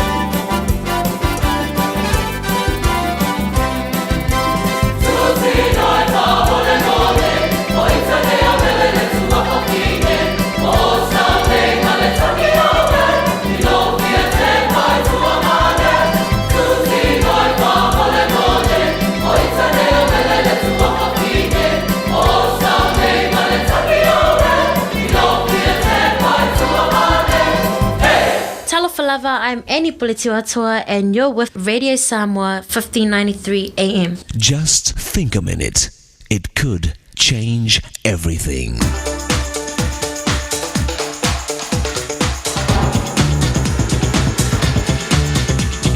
Think a minute. Years ago, a famous writer named Norman Cousins was told he had only 6 months to live, and that his chance of surviving was just 1 in 500. He felt that his past lifestyle of worry, fear, and anger had partly caused his disease. So he wondered, if sickness can be caused by negative bad emotions, can good health be caused by positive feelings? He decided to do an experiment. He knew that laughter is one of the most powerful, positive emotions. So he started watching all kinds of funny movies and TV programs. He read funny stories and asked his friends to tell him all the jokes and funny stories they knew. Norman Cousins was in so much pain at night that he couldn't sleep. But after laughing for just 5 minutes, he was able to sleep for hours. You know that Norman fully recovered from his illness and lived another 20 years, happy and healthy. You see, some diseases are contagious, but none is as contagious as the cure of laughter. Many other studies have shown that laughter greatly helps people sick with cancer. Apparently, laughter activates natural chemicals in our bodies that improve our physical condition, as well as our mental and emotional happiness. Laughter relieves the stress and strain of your life. It loosens your tight nerves and restores your strength to go on and handle your daily duties and responsibilities. And it sure makes life a lot more fun. So if we want to live long and well, we'd better learn to laugh a little. Because he who laughs lasts. As the Latin proverb says, if you're wise, you'll laugh. Our Maker shows us through the Bible how to live a healthy, happy life. In fact, the Bible instructs us to laugh, because laughter is medicine. You see, when we don't laugh regularly, we keep bottled up inside all of our anger, bitterness, frustration, worry, and fear. And it fills our body with poison that continues to build up and make us sick. So take your medicine and laugh a little. Better yet, laugh a lot. And the one who can give you true joy inside to keep laughing every day is your Maker. So why not ask Jesus to take charge of your life? Then you too can laugh your way to health and happiness. Just think a minute. If you'd like a free CD of our top 40 programs, write to us on the internet at www.thinkaminute.com and catch us tomorrow at the same time when we stop and think a minute. Malu soifua, olsi ufufonga Samoa, Radio Samoa, tasilima iwatolu amo, se kia Radio Samoa. Los for Lola wa challenge live fetu ngamman mana lau fata smile fenga lalo li si for Radio Samoa pia ya mo tatu tarananga nga tona ni va so tatu Fatalo whionga ngal mana na nei Taeao. Yese wa mafia fia wa onga ko kongu fo ile vai aso ia. Malo se fo manuia. Se fo manuia te sala fa pe fo su ya te vai malo le usu. Malo se fo manuia le nei fo Taeao fo ia le lei wa mo fa siringa manosi fe o le mo sta tu fe lo inga la mtanga vai aso fa mo le no fo le tu mo se fa siringa manosi nei Taeao. Ia. Mo fa siringa le kiki.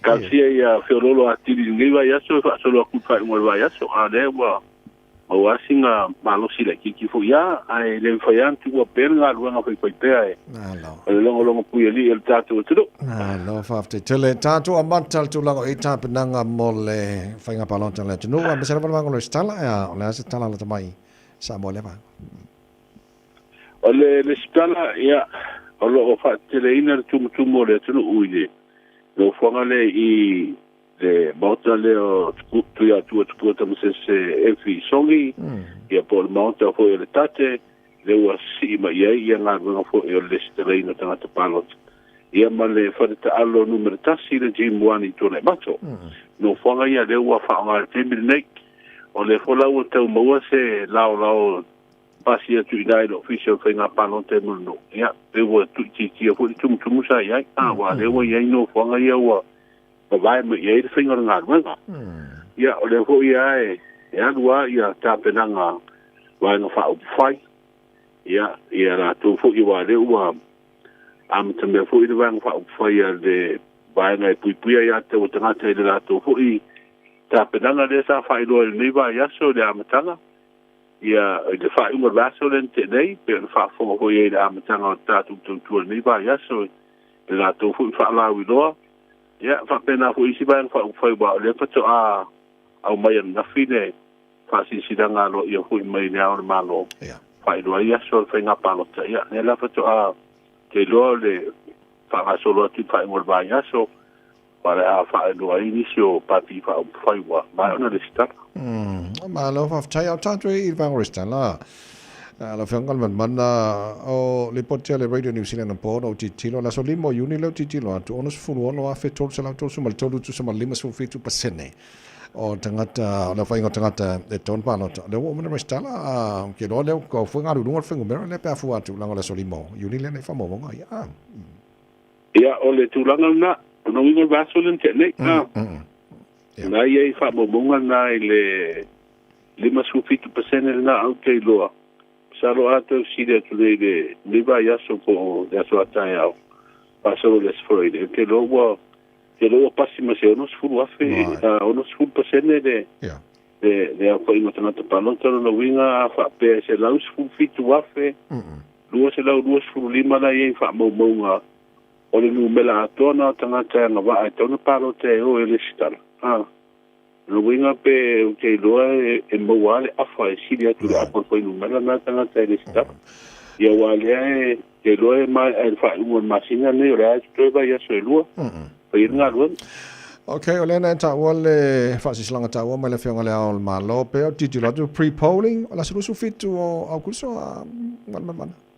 Ia also na o fa ino mai le fasilonga lo ia mai le al malo a sulu fitu le so na al palo ta momo ia vai da stofi ia asparide ia o le aso na al palo ta tele da sulu fuiba na la wata o to mai la umantino aso e fai de fenga filinga retino no Sa sala no ele vaenga lea tau I tupe foia o le tutu I vaenga o polo keti o la se tulanga wo yo ai le na vaenga la o fionga ngal me man. Ba le sa ye fai un le wa material masina ne e mai ai le tu sanga fa tupe tu sanga fa tupe lua fa ile lua lima mai ana fai un masina ne uni le sa pasi ai de tala tupe de parlemene le panga tupe ho ie te miliona mo tu malo e lima sutas a le la sa au mai se finalo ho io le malo le lava ya so e fa ilo ai fa pe wa e po fuanga tau fi fa me tu no wanga tupe e toi o le mata le longa ma le minsta tupe wa ta sidem tanga wanga o le e te tonu o le va ia ma le fa so ino o tupe o le proketin le o le tiro ho le o le boto e dua masina ia to o le faida del palota ale tulanga ho le e de pinngalo minsta e va vai ho le te wa va tu penei fa nga se I fa ye mo fa to sino il palota le la sa ta pa ir cabinet spa tuanga mai no ye sili o le su tu si de malo ma le office sili o tanga no tu o le atonu se tūlanga e tauna fufu e nga tupe to ba e tu malo la ufa ma tupe e tu malo e I mawala to ba nga tupe mo le miliona ya le la sa fono na fide la wa au mai fina ngalo le malo le la fa won fa tupe e sa fa be ele be e tu malo se I mo palot ya ke do la nga tupe la wo pasi pa ya te wala no fa tu le situ langa le te fa lo tu I ni se report o tu lo fo le yo tanga lo nga le ba ir blocket o no le ba fa ta per pan me ma te fo yo foi pule te fo no committee o fo fa vai le la u fa ta ape io no winga wo solo io to foi pule yes o ta sida le ta pe na sa ta usi sida ia no fa ta ape pan me o ia te wina ia wa ele leila le te mi de pe na fa pe fa to fai tatu palota ia pe wino te usang fo o atu ia o fa ma pe ma la tu pe ia ma ua fa tino la luenga ai langa o le tūlanga le na tūla I mai ia o fa fo se io na fa ta apel parmene a le fa nga solo an ni te usang ai I mai el pa inga lima te usang io va pe o vala na le va va e troi sa ia se ma fo se popole nga fo io o le malo te usi tūlanga nga tu pe ale la o la le fono le alka peneta ni vayas la fa won fa tu pe to ia ta sia ia abatu tu pe ia fa ngale le I proketina wa yo ina o le si foi la tu la ngo le wa ia ai ngo foi le to fa mri ina fa tu le va ngatu o le va to report I tu la ngo fa tino ngalwenga ia mo le report foi le so ino tu pe awa ale a to atu ripoti na ele fa mutu ina vanga tupe o le poloket ina taula wa o le te toina I mai aso yuni te wala I komite o pono fa vana fa tino ia te pena mai ai abanga na ona fa mutu le tupe wala no vinga uma yuni ai le I mai atu ia tulanga na ia ona vinga ele fa mutu ina ia tupe ra ia o le poloket Mano fa tai au tatu ia I whainga palo to le utu mai la suru iwa o kuso pe au te lo e naif tu na inga le ola fa le tanga ruenga wa o ia ona te lo to te le fo fa ia o nga a fia I tu langa whainga palo to vanga fa pena ngamar man o le situ langa nei lo wa ia tu fo I le pilangalo le ofisi sile on tanga ruenga le wa le isa sa ia ina I to o I ta penanga o ngan fa na o me se su enga lato sanga o mai ona sa alo ho intanga luanga le te pena i tātou taringa malo po i rifono a malo ta pulema a le la o fa fu se i tātou palot ia le ho la pe o fo ringa mai ai o le wo ai manai to ai fo ho le mtanga luanga a tu langa manino le o mai o le wo i si ba nga o tau fi o mai le te fa a le la alo mo fa ia o nga fa tino ia tu langa po i le sila pasi ma e vai ngana ia o ina i whanau ina ia te tau wa te sina pia hu e te pena le pālota a le whai lo ntanga ruanga i eisu e ngai whai a setema ia o ki topa ia masu e nga whai hu e ne ia whanau ia novemba e su e ku i whai longo ia o i o le universite ia masu e nga whai umasani ar kuata whai umar tau sanga ia o tūlanga la le ia o le ua whautuaina ia whaia o ngā fwoi maurua o malo e tautua nā le tūlanga lea ia wane ia mea fwoi whaafu se ia o le pālota me tūlanga e whale tonu i tāpenanga o lea o ino alo whanau o le tino Male Malo whaftai mo le whaamani ni non tele nei vai ngai o la sau si sila lau tele ai le tunu o solonga le lei nei vai taimi wa afal tau sanga i tona Samoa o lo le ia fa nga solonga nga ruanga le malo e fu de malo wai e le yani tulanga i ni to ava pe o le tu pe fo nga ruanga la e se le ni bo umana pasia le i telo le tu pe fa nga solonga ruanga la ta o to le o wa le tulanga fo le no pe o le mo tonu le ma fo ni stana to no le u fa pu se i ta tu palot au te doi i pati fa fa ia e duo le Mange puipuia ia te o tagata ma le whātua tui le tua Samoa o tas. Ia le asa tātou mori mawina mai ale amatanga le tau sanga le luka o ngā tai whare. Ia maua whale le mei fo i whina ngalo i tūranga le le wawi whai o se pālota. Ia le la uaruaruare u tātou o e wawi whai o le pālota le umat pa inga. Ono ino ala asa tapena le nei tātou iai. Al tūranga ho le au te tere o le tātou o sunu. Ia tūranga ho le mauton. Po le ane la tupu, le ane me ufa pe ai.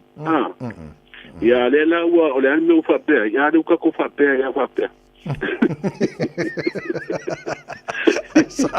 Sawa, malo whaftai. Cost of living o le tau sui fuanga o te loe le ngau Samoa lai a fia uman lau langi a lena whanonga tau mausina wha mama venga tau pensini mai si maenga. Aman. O tauna pensini le masina le ua to pa uilano. O le taua ia soi fuanga. Ia o tau soi fuanga le fai ma penga maralo si fina ua fo i fina wai le fai ngā pālota le tino. La fo ua au mai le wha mama venga le vanga puipuia ia te o tangata limse lau tala tangata maua i le tausanga. Ia, e manea, ia e no hoa o ia mawai le dima se launa i masina o le tausanga, mawai aso o le tausanga. Ona e no hoa leo o e mawhai lau tari wa tatu umana o lea onga buka koi loko e se pa popo mawai. Sawa. Ia, o tatu hoi, tatu te roa i meo o tāpenanga i whainga whawai hoi e whato sina i tanga te palo. Ia, kako no umang. Tātou whanongo mai ni mea, tātou la iti o lea wako mako, kako whanongo longo ai. Sawa. Ia, o le whiri ngā tangata o la tū e whaia. Malo whaftai, o le o mai au tāpenanga mo le whafonga na tunu e tātou tala mai Samoa pēr tāle valu, ia, o lewa maruru mako, o ka ua oksinga maruru i ngā i Samoa nei mai teini. O le pe kau kia mako ngā i au maruru na i au teitin. Le maua nei maruru hoi po. A o le whape mai le ofisio le tau le nei aso. O lo iai au o sa video le tua loa. O lo upiti ai le atunu umai au mai au mana i timu ko ia fiai Samoa inisio. Teimi. I loa inga ia o ponu masaba i le so e matele ina langi le lei masusunu le lase i vanga na aina i timu wha au auri. Ai matele i lunga o atu maunga. Ia pauio le tala le nei aso mo tātu utunu utawai. Malo whafte tele matula mano so whai lo fo i le tunu au tāpenanga ia wan whafonga Samoa e tātou tala mai Samoa pēr tāle valu. O lewa whaawau na whaamatu wanga tupe miliona na tolu. Ia maua au mai se whina ngano whala wei tele fua le fionga i sui pānemia o noro o tō e se mare tunu uri pānemia. Whamanino i le vaenga ma le whainga fo i whai ar kāpina tai le aso na nafi. Ua whaamautu aso le tātou whainga whiriwhiringa e pe ona iai le whaasalonga mai le fionga i le ao le malo i le asmana nafi. E fitu pati whaita vai le wale stare le official commission whainga panota, ma te roa o pati whaia, le o mautinoa le a tau waola tau sui le whainga whiringa le tino. O tani e whaamsinonga o tālsanga pili, ia le tālsanga fo ia tala le paunga malana lo ia, e whaamatu atu, ia whaamaumonga fo ia tau rumanga o whaamsinonga o isi tau le ala o tuli whaasalanga le pui pui. Le sa mori umai mori anga le mori ai le sunga ia tala le paunga. O le wa whaelo mai e le pulenga fo ia wafu mataulanga, o maua ta vai le wifi fua i runga o mulfanua msara longa le wafu pēa maranga i vau poru matabai. Wow. Wow. Yo, wifi yo ki nea ngere whao so pēa fua ia wālanga paro. Good timing. O le la wa maua, o le makua mangai a, o le makua mangai a runga winga pawan mea, ia lau palengi lau telefoni. Ia, nga lau wakua, vai po le al password o le wifi kilo iai. Ia nga e Facebook ai a le mwhakarikari le ba. O le mangai hoi la mere le ufa mai e free wifi. A wha pia tēnu le ba ale lua. Kārs furu a sa wha ile waku a makanga e Facebook ai nga. Ia, tala nao le mei aso e whanau telefoni te mi masani. Alo fa tele sa mo mal fa fo mai fa no tele tatu tala na pa tala valu ta nei uso fa mano fa tele to mal tatu ngar nei Taeao ka ko filo na sprayed pa dia. Ia, bria me aso ta vai mal tu sala. Sai lava, mani fo nei aso le fionga ngar mana tu na ba tanga vai tipi tanga vai fa no tele no nei vai ngar mo tatu nei fo Taeao. Fo na va tu tatu headlines po tala la fa lo tele. Ya tatu tala mai sa mo pa ta ia le valu i le Taeao nei. Tatu fo dia ngas fa ora nei fo i Taeao.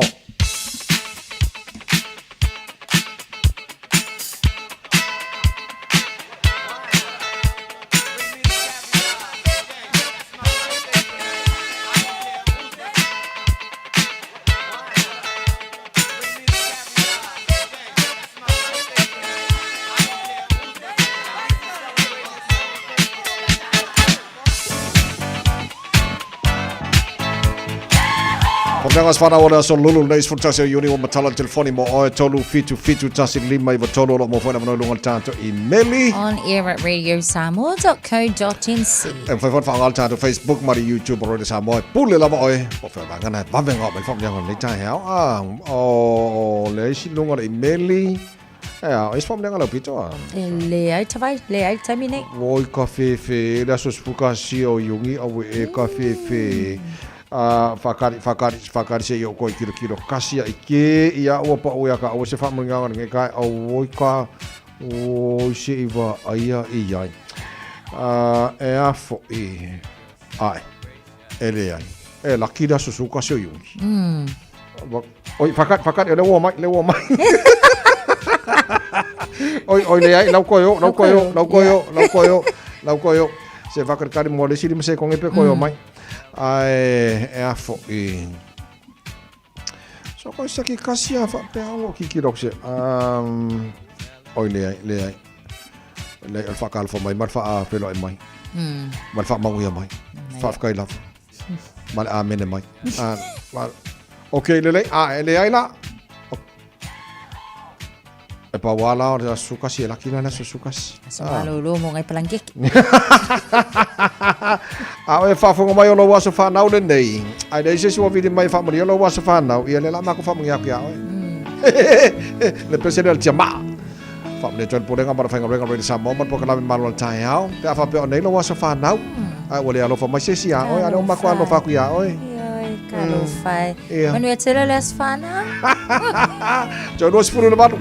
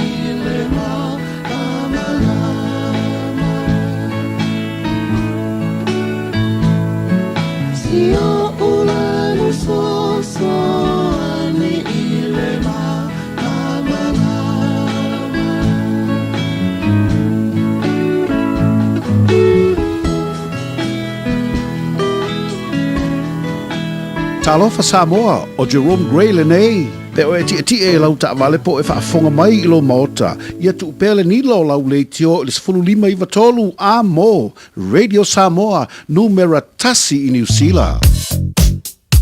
Pasim mafala traffic ile time ile nei mo tatou mai tawatu lunga tatou State Highway Suma Leono Lincoln Road to Te Aratu o lo faisi mafala traffic ye fa penale anga yatu Te Aratu to Waterview Tunnel ile time fo ile nei o le Taeao ia maleanga yatu le nai St. Luke's o lo mai tawatu fo ile time ile nei Southern Motorway Queenstown Road to Mayoro Street o lo fa penale lunga State Highway Los Fulu ona mafala traffic ile nei time o le Taeao Newton Road K Road Simon Street o lo mai tawatu ia o vaenga na o lo o whapenau na mamafa ile traffic ile nei taimi o le Taeao mo tātou. O nisi fo i o lo o maita watu fo i nisi o vaenga northbound ia o lo o maita watu le anga iatu le tauranga on State Highway 1 ia o le na o lo o whaisi mamafa le vaenga lava fo ile na Papkura Beach Road on-ramp anga iane le na e through Takanini Interchange ile taimi le nei Manurewa, Highbrook Drive, Mount Wellington, LSE Panmure ia o kako lava le na o lo o maita watu wa faisi mamafa ile time le nei Green Lane to CBD ia o lo maita watu foi faisi slow lava foi o kako ngale New Market Viaduct anga ia tu ile Spaghetti Junction ile nei time o le Taeao aveta vale tau tua na le saunga le mu i lunga o le au wala ma ia manu ia tele lau whainga malanga nei time o Taeao tu 10 minute o na tā leo le tu lai valu Radio Samoa Taslima e watolu amo. Got relatives visiting New Zealand? Don't let their travel emergencies become your problem. With Southern Cross Travel Insurance for non-residents, they're covered, with assistance available 24/7. Get a quote now at scti.co.nz. Whaasilsilanga Taeao. Wa taunui whanua o lo faumo le tātou whaleoloa o le Eveni Pacific New Zealand i au kilani nei. Mawala e dopa tamaitai. Ia e mauki ngō fo i lava le vinga o papa i songa a lo o fau. So mai i le Eveni Pacific New Zealand store. Mai le asonga fuanga i le stonai. Se fulu i le Taeawanga i le ono i le fiafi. Tu atusi o le Tasi John Galter Drive, Auckland Airport. Whaapsanga i tonu lava ma le KFC. Au tawhane o le warehouse i le shopping centre ale malai valele Eveni Pacific New Zealand store a fio mai loa Samoa o le Taeao fau po se ia o ngā amata ua se lia male se furulua tausanga o lana au nanga i to tonu o au kilani nei e lua o na la i to tonu o le ai o mangele o lo au na ai fai a o ngā whauina a wale a o tawina o alo ma whanau i le ngangana Samoa ma le ngangana Peretania a wā le silafia i le tū maanga whaaleanga nuu whaapea le tusipa ia e talia whanau a mata mai le tolu masina se ia o i le ono tausanga. Tolu masina e aonga fuailo walo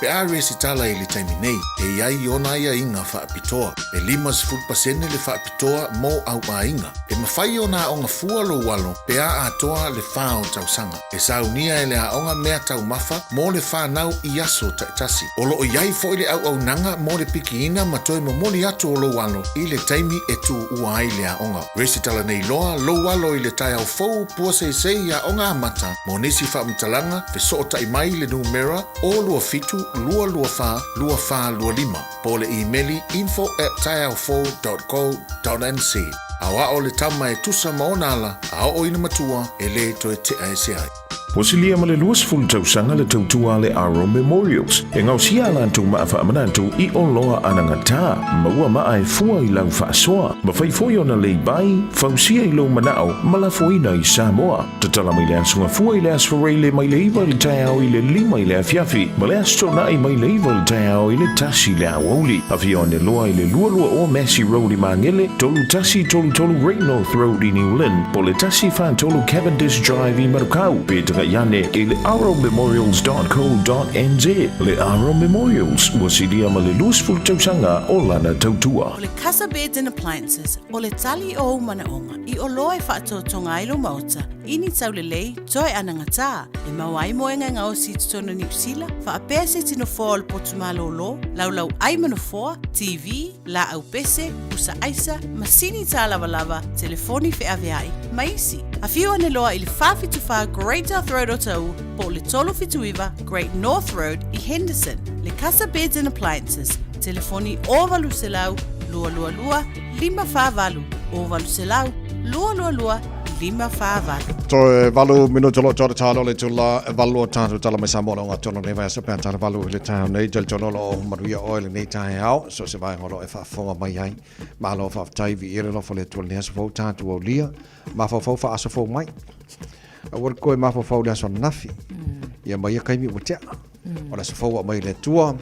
ia whaafou mai kako ma whaafou whaafou mai markarangoa ia mau plans o ni aso ia fo uma me uma langa fo le tu mo na lo fa ta ni ta fo el tu sta la television ni Australia o te lo lai o li putia mai tu langa lo e fo vesila o Los Angeles ta tolo America fa ta lo fa tu ni ta fo te lo la valo tu sil fil tu langa lo fa si vesitele o Los Angeles lo te va ya tu na o na filen fa tu ni Donald Trump le presidente ia maringe fiku se lau e o so sangi leo se ka fa afile mutu langa lo e ale kai fo e I mean fo e tangata a di tila tu stala televisia Australia le afia mai sala pose rubber bullet le sa afia I la son nafia o va ngai kong fa ke fo ye o la afia nga wenga fa tu stala la to langa la to le sa lo to la tu ye tono va ngai wa ke ia si ke nge tawai ke ia le kau ia le rubber bullet le vai au lai tama fai fo le update mai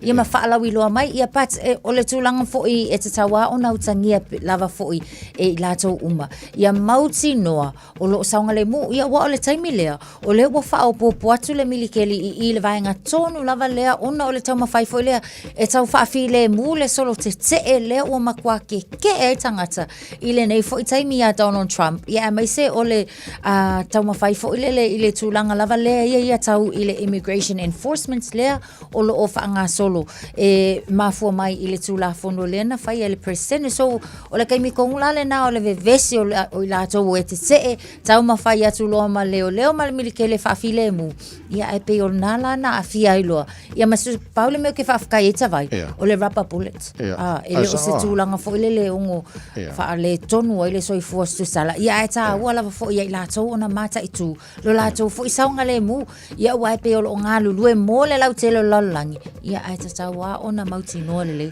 safety first ia sa Lauren Tomasi o te le lope sona pito Samoa o iela na o tu stala na le TV Iva Channel 9 Australia o le na fia mai tu langa lo ebesi o Los Angeles o ki ki ko pe penga mo ka minga pa rubber bullet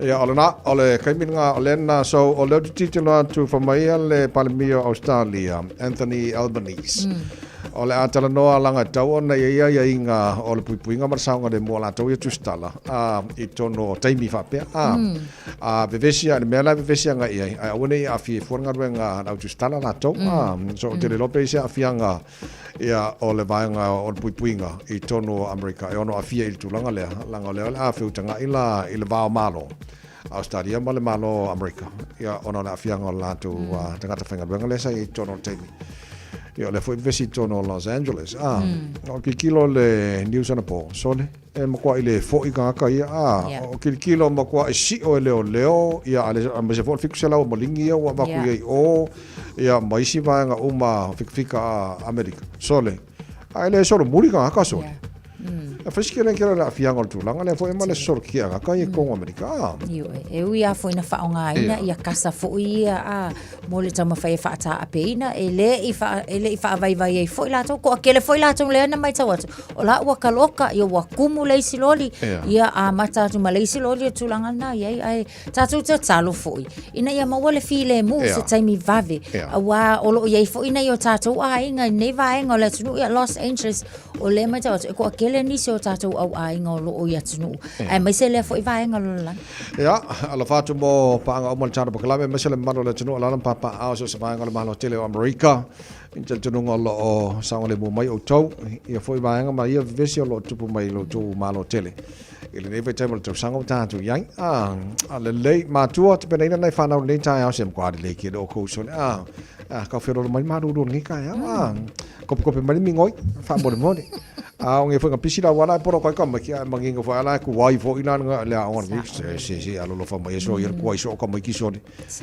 ia le se ale le yang fa ka ki ala plan ku se ke le ko fa le po wale vanga ka ki ala plan ola so fo nga fa ka le pe mo le ola fa ka ngolo plan ka ma ko ke nga ka ko ele to fa ma ko mo le po le vanga fa ka ki le plan la so fo ya ka ko fa ka le pe alo fa mai le ia u la so fo fa ka ka ko fofanga Ko jong mo nei matul taimi le ona le fai e susu ya il tau e o ka ke alo fai nei tamam tena onga ele le ale having yo la ko lava fo ia spare clothes ina ia tu ola la onga na fai le ona sui ai awa asavali lai le ala ia pe savali no fang fa tal pasi ai kimu ia at least ola ia la malu le ona ofa onga moles awa ke fa ko le si excuse nga la le ia ale si la kiki la le nga fa me ele le so ofa onga ke le la onga ia ai olo ia lava fo ia na ia tato metotia ia ina ia so swani fo mo o tau matua ko so ole dry ele fiafia o la ma mafaki munga ala ole si vai ngol ka ko pleno fa malostino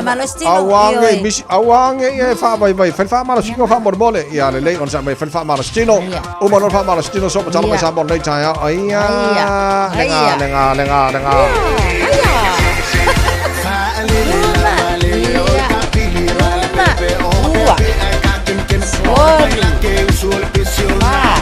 Ai, tafatasi.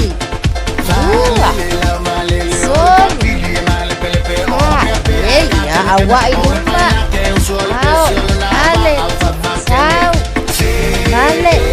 Iya, Pak Imam. Ayah bunga. Ya, bunga. Sebalik-balik bunga. Ayah. Sebalik-balik. Iya. Maksa na babe. Alu tahu tua. Tahu. Ay tua. Mabale rumah. Tahu. Mabale. Ay tua. Ayah mang. Bunga, dasi. Dua. Tolu.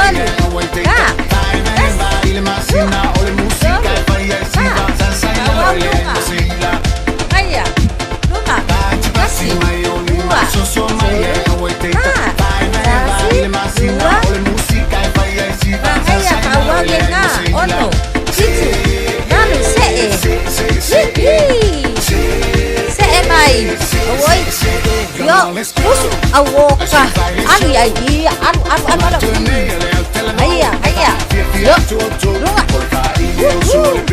anu ya iya, yo, ale, sawi, sama kau, alu ya, lunga, alu, iya, ayah, isi lah bea, lunga.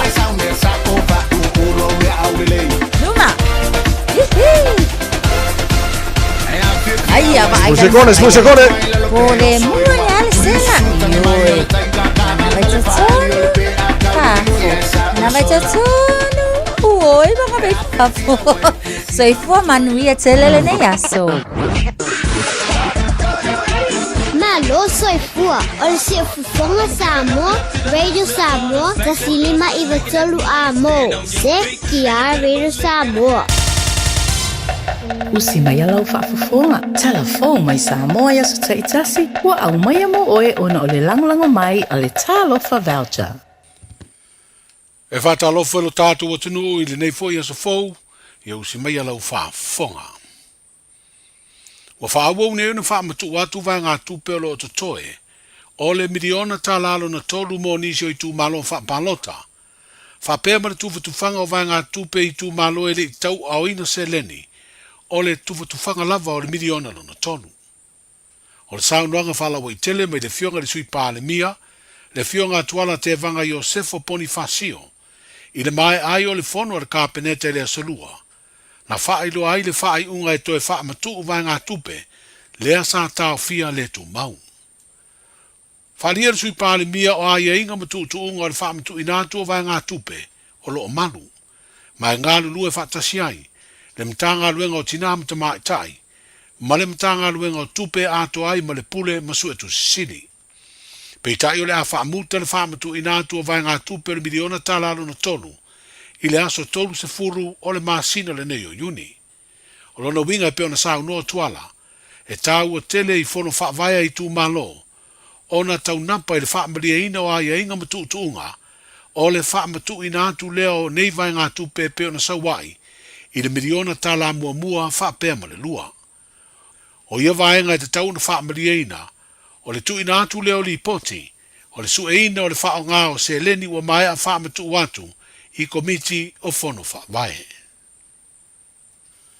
Walo ia nei aso le whainga palo tau au a Samoa I le masina o kuso, ina ua au mai whala wa I tele le whaasara launga aloa ia, mai le fionga I le ao le malo le fionga tui male li whano, va le toa sua lau vile lua, I le asolua o le nei vai aso. O le asolua sfufito au kuso o le asolulu lea, o le awhai ai le palo ta mua mua po le pre-polling. Ai as whareile luas fruiva au kuso, o le palo ta au mo tangata palo ta uma ua maea, ona le stala. Mo si le fia o aia inga o le palo ta mua mua, e taro sanga ai se tangata palota e le komisina o whainga palota, pe a whai o ni matua tausi, po ni tangata fu I e fia malanga e se malea tunuu, wha pēr tangata e whainga aduenga, I le aso e whaatino ai de palota tele. O lo wha mawina talu mai le aso lima o le masina nei, o siria le ono sfuru ono afe tangata ua mai ona le stala, ai o lo wha ngā solo pēr lea ngā aduenga ua wha moe moe tāpunia lea avanoa, I le wha ai unga o le masina le nei o Iuni. E lua afe tā la le sala tupe le tangata uanga wa ai palota, ai le I le sitalaina. Ai mo le tangata ua le sitala ai le alu e palota, se lau tā la na sala lo a ia le tū la fono o whainga palota. O lo na winga e wha malo sia le sitala, e wha pe foi, o na wha malo sia le whai o le palota. I le tāpuni ai o le avano I le songa fua o le vai o soneia so iwa o Iuni, e le sitala I pāti po vaenga wha ubu whai, a o lumana I le palota tele ia au kuso. Ua wha mautu nei e fitu pāti wa le sitala, ma o le teritonunga o pāti fo I o le atou vao latou sui, I le whainga whiriwhiringa o ao, I le aso luas furufitu ma le luas furuiva o le masina o kuso. O nisi o vaenga wha ubu whai fau sa le sitalatu, I le whai unga o le vai aso na te nei, ma le amatanga o le nei vai aso, o le Samoa Labour Party, le olo o loto le to yei nisi o tamali, sa avea ma whai pule o le pāle mene ni paia inga o tuanai, ma sa lango le pāti wha upu whai, e pui puia I ata tau o tangata.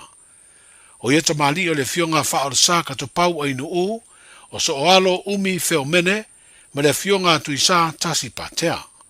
O le tasi o pāti fau o wha ingoa o tu mua ma pule Republican Reform Party, o lo taula mua ai le tō wha mori o pio mori o lona tua ale tō wha mori o Teofilo, sa avea masui whai pule le pāle mene I se paia inga utonai. O lona wharetua le fionga muripola ana rosa ale mori o e peo na sinafia, o se sui wha vai o le pāti wha upu whai o le wha tua I le atua Samoa ua tasi. O vaenga wha upu whai la e fitu o mai ale stala, I le Official Commission whainga palota, o le Samoa ua poto, le Samoa Uniting Party, po le SUP, le vaenga wha upu whai e pui puia I ata tau o tangata, le HRPP, o le pati o le wha tua I le atua Samoa ua tasi, po le FAST, Samoa National Development Party, le SNDP, Constitutional Democratic Republic Party, le Samoa Labour Party, ma le tuamua mapule Republican Reform Party. E te tau I vaenga wha upu whai nei o na manu maloni o lātu sui se toa valu, po le sili atu foi, ina I aloa I ai, ia vaenga wha upu whai to tonu o le pāle mene o Samoa. A wā ai lalo I fo le toa valu ni sui e manu malo, mai le whai ngā whiriwhiringa le atunu, e le aloa ia le pāle mene, ai avea uma sui whai pule, ma sui tu tuto tasi. Wa mai ona wha iloa aloa ia le vaenga wha upu whai o tuamua mapule, ai o le astona inei e wha lawi lo ai, le pati wha upu whai o le Samoa Labour Party, I se sauninga o le awhia le mauta o le tu I le loto.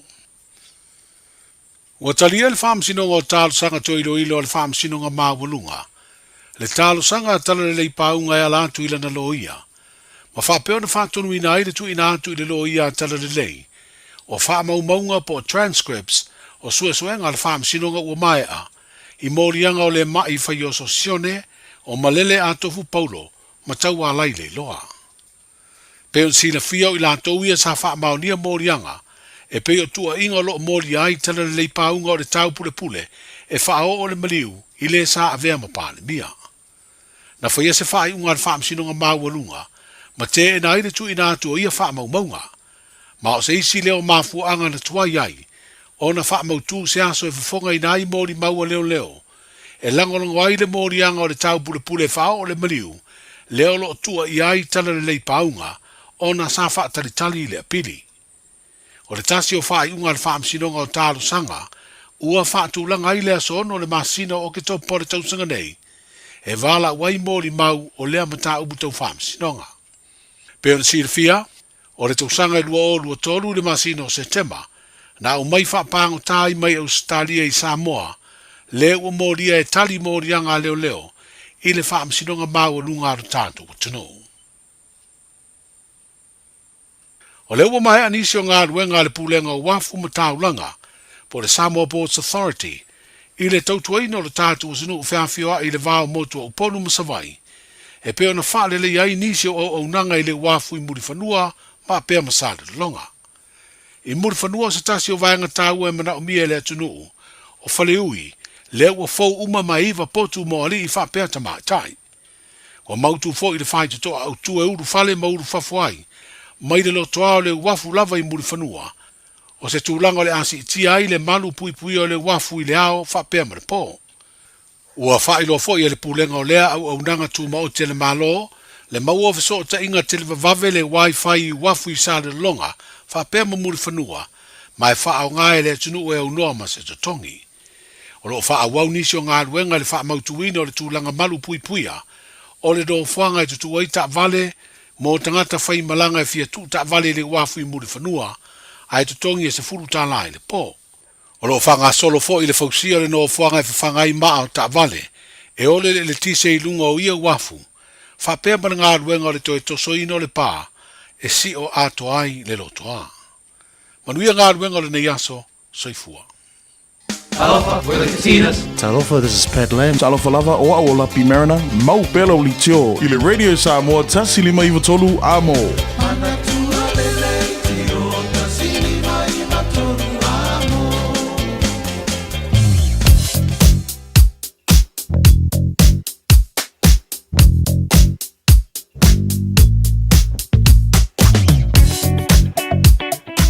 Pochi lata mai lunga o le awala I le nei teimi o le Taeao e vaenga o lo paisipo loka le nei vaenga o le Taeao e malanga mai North Shore o leo te mawai atu mai o I Albany, whaasola mai Milford, Rosedale, Wairau Valley, Takapuna, North Coast o le makua poloka I le nei vaenga o le Taeao city bound na lesi vaenga poloka le nei vaenga o le Taeao tātou malanga mai Sifo o lai whiololo le vā Westgate ma Royal Road, le vā Royal Road ma Lincoln Road ma te ara tu poloka whaasolo atoa ni vanga o Taeao, whiololo le vā te ara tu ma Rose Bank, City Bound, o lai pisi a lai flow, pasi mai lo le tano o awhi mai lo se furu ai sao, karis furu ongo I taulanga i au kilani, na Point Chevalier, Western Springs, ma le Lincoln furu ono a ngā I le North, State Highway 1 North, ma le Southbound o State Highway 1 poloka whaasolo atoa ni vanga o Taeao, tātou, Lunga State Highway Lua se fulu, tātou malanga mai sifanga mai nei saute,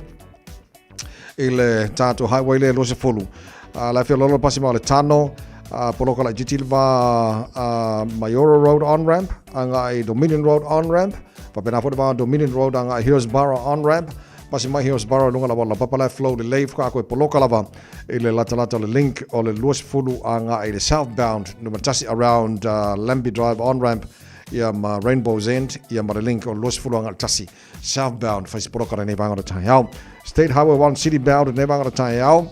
La flow de lei mai lava va Papakura Takanini Manurewa on-ramp anga i Manukau poloka lai titia. Flow le mai lava Manukau anga i o te irirangi. Poloka ia le on-ramp o East Tamaki anga i Highbrook, Tip Top Corner, Mount Wellington on-ramp. Alice Lee Penrose poloka pasi atu Green Lane anga i Market Road fa sort of Gillies Ave. La flow de lei nei vanga o Taeao. So tere na vanga lunga la wala. Nei vanga o Taeao foman fa fomale tunu afta vale. To all time lava on sai mai saunga le vo ia leanga i tute mga ruenga ole nei fo I Taeao fo o ta to report lata mari na to langa I lunga da wala I Aukilani nei Radio Samoa tasilima iwa tonu amo. Ua mawhai ana au ina atu le tala o le tau Yaso Taitasi ona o le lango mai a le Pacific Finance Limited. Telefoni o Varselau fitu whawha lua fitu. Pai ngana tamai I o le tau ne vanga o le Taeao fo wa atu Samoa ua o le lua se fulu man wha ia le vevela o le ea wa te areiva I Samoa e tu mauinga o le tau le atunu o le ena ma ua fo I le whionga ngama mana nei Taeao ia laiso longa le leili tau e leo ini lapta inga e langi le leili tau e ini se vanga o Samoa pa ui timu e le nei fo ia so lulu tu mau lusu mara iwa na mau lunga le vevela I Samoa lusu mara lima I lona mau lalo pa anga umal tara pakalami so se vanga o Samoa pa pena fo Amerika Samoa ala fatu nei Taeao ma lola versi fua maruia Bapa tu tulang o le tau I Australia fa tara foi pa anga tara pakalami so se vanga Australia ma lola versi fua maruia le la moi Canberra pa si maru tele -1 Olo ile malu le la moi Canberra nei fo I vanga o le Taeao o le afa solo na puaoa awa fo le tau Malu tele le mo tos futolu lona mo lunga -1 lona mo lalo o lesi vaenga Malu Hobart futolu mo lunga Malu fa solo awa pa o timu ni so taimi fa fusi Malu me pone limo ro yeri ni vanga o Taeao fa solo awa o taus futfa mo lunga Malu fa mo wina mo me pone le so ono lona mo lalo o vaenga siri na Malu Adelaide futolu mo lunga Malu le so fa solo awa pa o timu ni so taimi Sini Australia ma rorse fo manuia le leilta mo tau pa wale fasi maruru se futbalu o marunga na maruru le efa mawina mo sini le so Brisbane Australia la foi maruru mo Taeao sulma tango file lanka fio lolo ai le mafanfana se furuiva le mafanfana le e le nefo yaso Perth fai foi maruru tele o tau iwa lo e le neva o Taeao fa sono awa se futbalu marunga maruru fa mawina ia male Vaenga le Australia o le vela mai ana to o Darwin. Tolu se folu. Morunga le vela le ea la surmata o fira la so le vai atu na tera vaenga Australia. Mare tulanga ele tau. Ele ne foi asolulu o tato. Lia foi mai talo tau. No fanga fa salanga radio Samoa tama ki makauro o kilani se futfa. Ele malulu ne vaenga o Taeao vai atu o le o malama mai. Ia fa mar mo mai Taeao e mana ele se timo po o. Winga fa winga tau de so. O la fasolo na langi de leile tau pa una wanga ni sio taimi angi mai savili mai matu si foi malosi ni sio taimi la oli los fu mo runga ma fana fa mo wina mo Aukilani ele nei foi aso Taeao pe audio la fasolo na awa olang de lei pa una wanga ni sio taimi sfu valu mo runga ma lulu fa mo wina mo Aukilani ile aso Taeao la ingo yon tuatu awa olang de lei pa una wanga na sport raile mana sto na imana sarang de leile so fu mana so luor vai aso lu mana yatu Paikala tamane na talo tau ile nei taimi ole Taeao. Ua loa le tautua le Pacific Finance in nonga tupe mo so se wha moe moe. Maliu, whai puiponga, aso whanau, sa whai whai ngā balononga, ba so se wha lawe lawe. Apa laine lo le pacificfinance.co.nz. Pea wala au le oval se lau fitu whawha lua fitu. E talo sanga sauna nonga tupe ile bao le 5 se lau tala, ma le lua se furu hawhe tala. E lua minute whai lau talo sanga online, www.pacificfinance.co.nz. Ai tasi le tu lai whaatali e se tali. E iai inga whapitoa. Pala au lo le Pacific Finance Limited. Ile oval se lau fitu whawha lua fitu. Oval se lau fitu whawha lua fitu. Tātou tala mai Samoa pia na whafonga i le tunu i leo ngā tono ni vai aso le a te whasalawina mo i pia tale tulai se furu ma le lua le aore le so ma le fitu le poa na nei o le si whaponga o tātou tala mai Samoa le tale walu i le Taeao a Taeao wa e whafonga o whalongolongo wa e se fia o loa o mea nao lo tupu i Samoa pia na lipatia i le nei fo i Taeao fau o leo ua whamonia fitu pāti o leo le a tau wā mo whainga palota la tunu na so losu mo le iwa masina o kuso aso losu fitu o kuso pre-polling ia po palota fo ie a o le yo o le aso whainga palota la so losu mo le iwa ia mo nisi o le ale iai tonu mo nisi fo i mafu anga i le mwhai o na iai le aso whainga palota ia le mwhaina whainga lanto palota la so losu fitu pre-polling date nga ia a le aso alo i o le whainga palota la so losu mo le iwa pera wha monia mai e whasesilanga mai le fionga le amaro malo e le aso nafi so tulanga na e mo le whaafonga mai le tunu so le banga ia mo ia mele o ile wafuori i mutfuanga uari ia so kwa se lau paseng le mele o ia mesena la free wifi le wai awa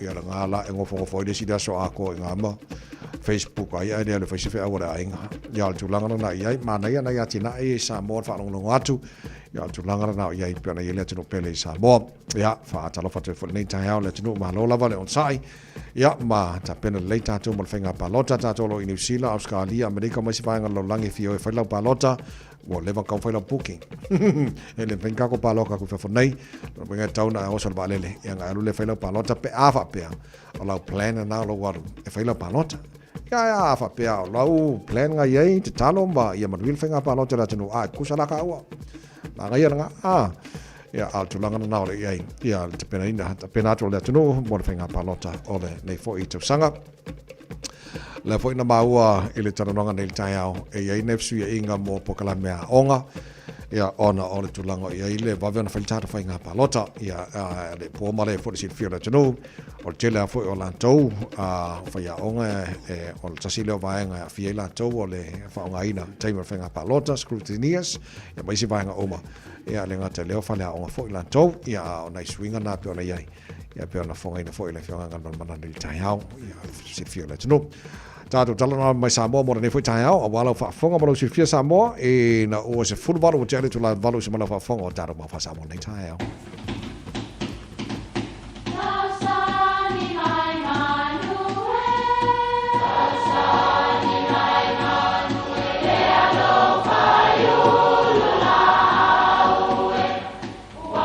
E o whanga manu i ululu o la au, awa e whawhanga i funga o la au. A o le tangata, e whawhanga i upu matala. O le mawhileo o alanga upu mamuanga ngana Samoa maona whaapongai, e a fua i lona sio mianga. O lona lea sao i le whaatufunganga o le iloa whaale aso, mai le tautua se ia o ina pule. O alanga upu mamuanga ngana, ua lantou mamanuina le tō whamanino a Samoa, mana tua fo'i, e tāo fitau muli le atunu. O le vaaia le tautā. O le whaiwai le nganta i whale, e ese le tautai, ese le tautā. O le tautai, o le tangata lea na te taitaia whangotanga, ma whai ngā malanga i le vasa po le sami, a wā ua iai le poto whaapitoa whaangata i whale. O le tautā ua na o se tangata, po ni tangata, e tautā ina se upenga, po le tuai ngā whaiwa fuile ta ua o le lauloa. Alu la se lauloa, e tasi lava le tangata e whaia le whaatonunga, i taimi o le tautanga, na o le tautai. E masani o na oso vale le whaafia poto o isi tangata tautā, ma tau mawhai e whaalongo atu isi tautā i ante ia. O ina tonu e maua ai le muanga ngana le nei. O le vaaia le tautā, o lona winga, e le fia whaalongo i aise isi a wae le taulia, vanga nā le tautai.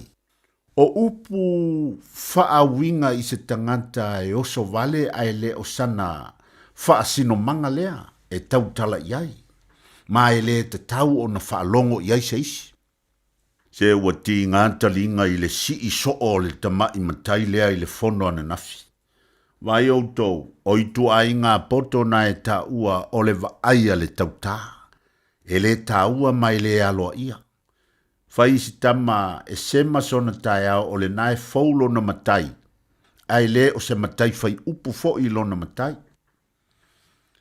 Ia pe whaatus tusa fo I le ese senga o soifuanga o na whapelea. Tautua nā ma o tōu o atu nuu nei. Iou tōu wa ai pei o le tautai e ati lana wa ai le aliti tai I a o loo whewa iai. E ati fo I lana wa ai le langi nan te iloa ai le tai ma le tau e whangota ai. Ai aua ne iou tōu wa ai e pei o le tauta. E tau whaatau wa ai nai o tōu. Ma mea tōu te whaia. Va ai a le tauta. Manuia lau whasou.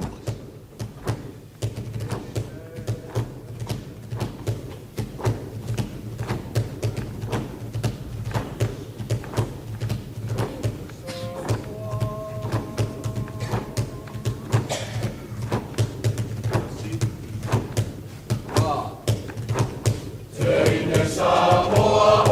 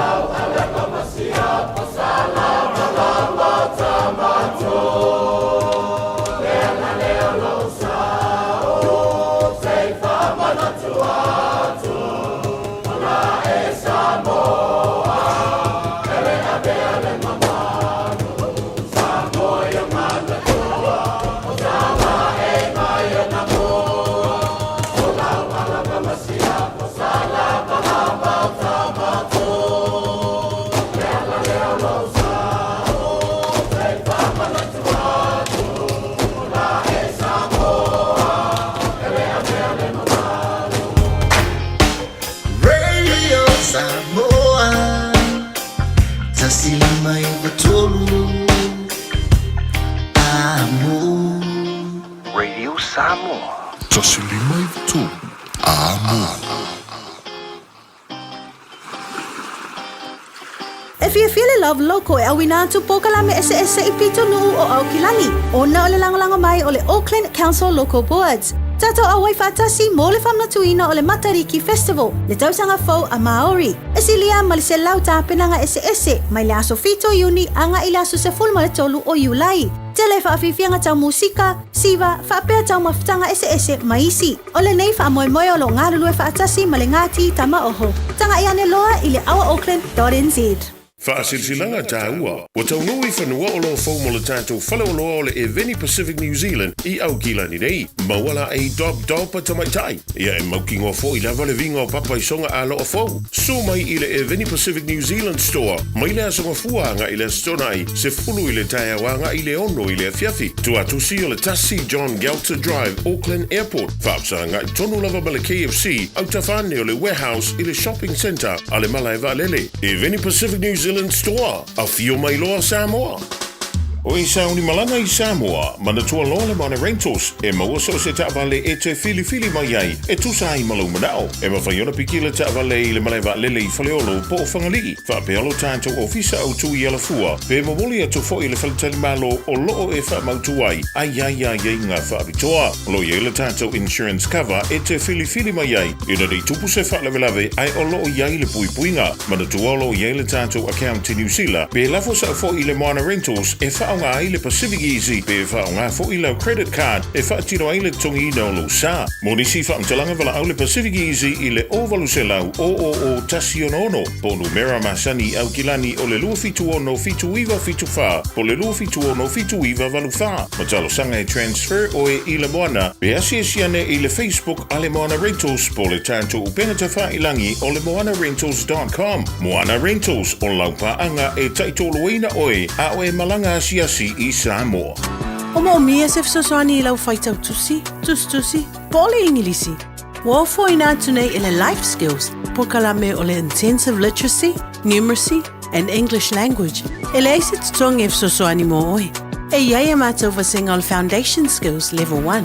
E whai fua fo I po kalame o le adult community education, ACE. E fsoswani le filifilina o se vasenga tala whiangai, mo roho o langa a onga. Palau mai loa le o valu se lau, o lima. O valu se lau, o lima. Life skills made for life. Wasilia ma le luasfulu tausanga le tautua le Aro Memorials. E ngau sia lantou maafa amanantou I o loa anangata. Maua maa e fua I lau whaasoa. Ma whaifoi ona lei bai, fausia I lau manao, malafoina I Samoa. Tatala mai le asunga fua I le asfarei le mai leiva I Taeao I le lima I le afiafi. Ma le astona I mai leiva I Taeao I le tasi le awauli. Awhia o ne loa I le lualua o Massey Road I Mangele, tolu tasi tolu Great North Road I New Lynn, po le tasi fan tolu Cavendish Drive I Marukau, pe taka yane e le aromemorials.co.nz. Le Aro Memorials, wasidia ma le luasfulu tausanga o lana tautua.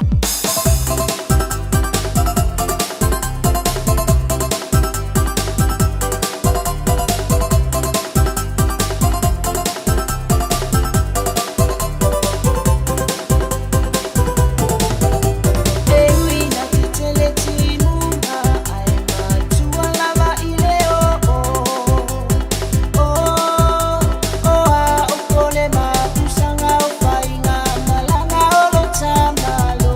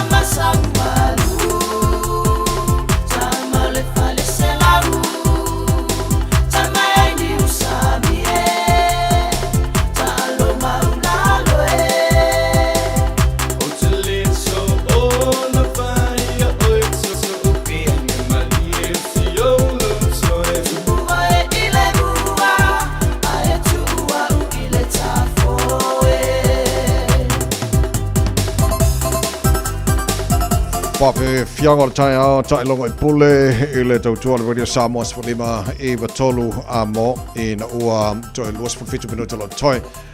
Ona talo le tula e iwa toi pauna minuto lo toi al tanto pakalame malo le Taeao o asolulu o vaiaso de tasi piona sit fila tunu ua le avanoa tala noa toi le radio Samoa le fianga konsula o le malo Samoa I New Zealand nei le fianga fimata por salue fa po le maru leo fata simali tano pakalame le Taeao man fa lalo fianga mail pakalame le Taeao le fianga fimata malo le se fo mani.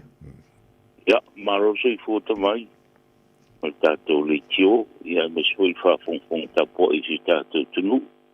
Ia I o na tūlanga whaalpea, mai rawa I au sinisina leo mātutua, ia whawhenga I mataulangi, au whaingaronga tofi le tua, ia male I o Samoa, masani ai, ia whataro whatumare nganga whaaro tawai. Malo fafte tele mole taimi de nei Taeao fi fo I il malu lu ne vi taimi fafte lo molo si fu la de lei il lo fo malanga de lei il tato matai fa tano il tapo kalame per masine so lu basti tasi e vai nga telenta tano no lo fo fa manta vanga ne o tus for lau o te lo lei monta to I kila ne lo fa ngo fiena a malanga tu ma fe lo fo il tato fisa ai mole mamaro le tano wala ngo tar fa sa lo so a to New Zealand mal te lo vanga lo lang Bola tona ia tamo mama o kilani. E sef so sani foi le ma se vai nga fa mama venga mona to fa bon mone. Ia hafte e tawai tulanga e me se lavai ne tātu tangata mama o kilani. O isia mai tani din pasolo mai e ia ku I pito ni si. O le awala whaingo pia tawai. O le vili mai I tātu o visa. Stei mi e sao no po I Lumbelma. Ia ono sota I merere ofise se email address e lafo ko I le form o le tau sanga. Ia tu o ira ia e documents in marau mi o te whanau ia polku sola o expire ia o wata ia ku mo se teutusi ia ona lafo mai le ofisa pai kuia ia e vave ai. Então, no meio processo ka ko visa ia ko soka ia ko ira fo. Ona o foi mo fian stong mai I online I accounts foi e so tenho vave fa nei on po. Al kanga le wori rolang ku solau. Ia ole process masangi ko ngalo me se ni poki mai o so le wori po te tori rol ku solau. Ia, o le lipoki ranga ko ngā mai si documenti e mga obi e masangi o te whangau. Ia, a whaifo tu solau o leanga o paleanga I. Ia, ko e rapo mei rar ku solau nā mai te whanau me masangi o atai lua. Ma le form le rapo akule I meni e scan a koe.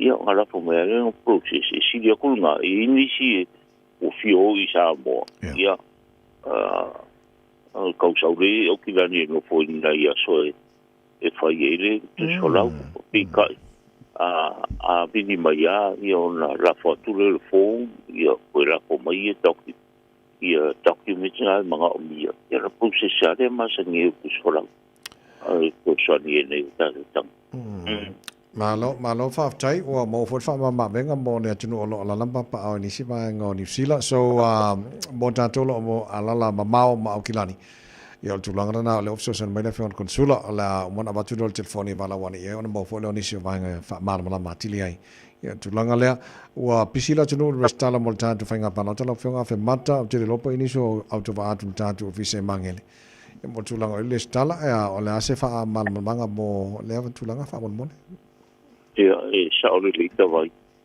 O lea ua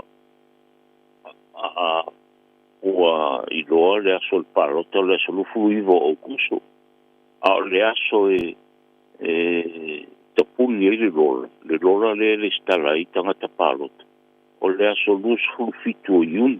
O le aso le alo nunga to luwa I aso. A ro wa ia lava le ngaso mai se tato tunu. Ia e fia maranga I Samoa e le stala. E tonu I o koi le mele online le nga whai aku ngi. Ia, e te o mea maro tu solau New Zealand le, o le ora whai ngō pia tawai. O lo sau. Ia, ngā mawore o lau exemption stamp.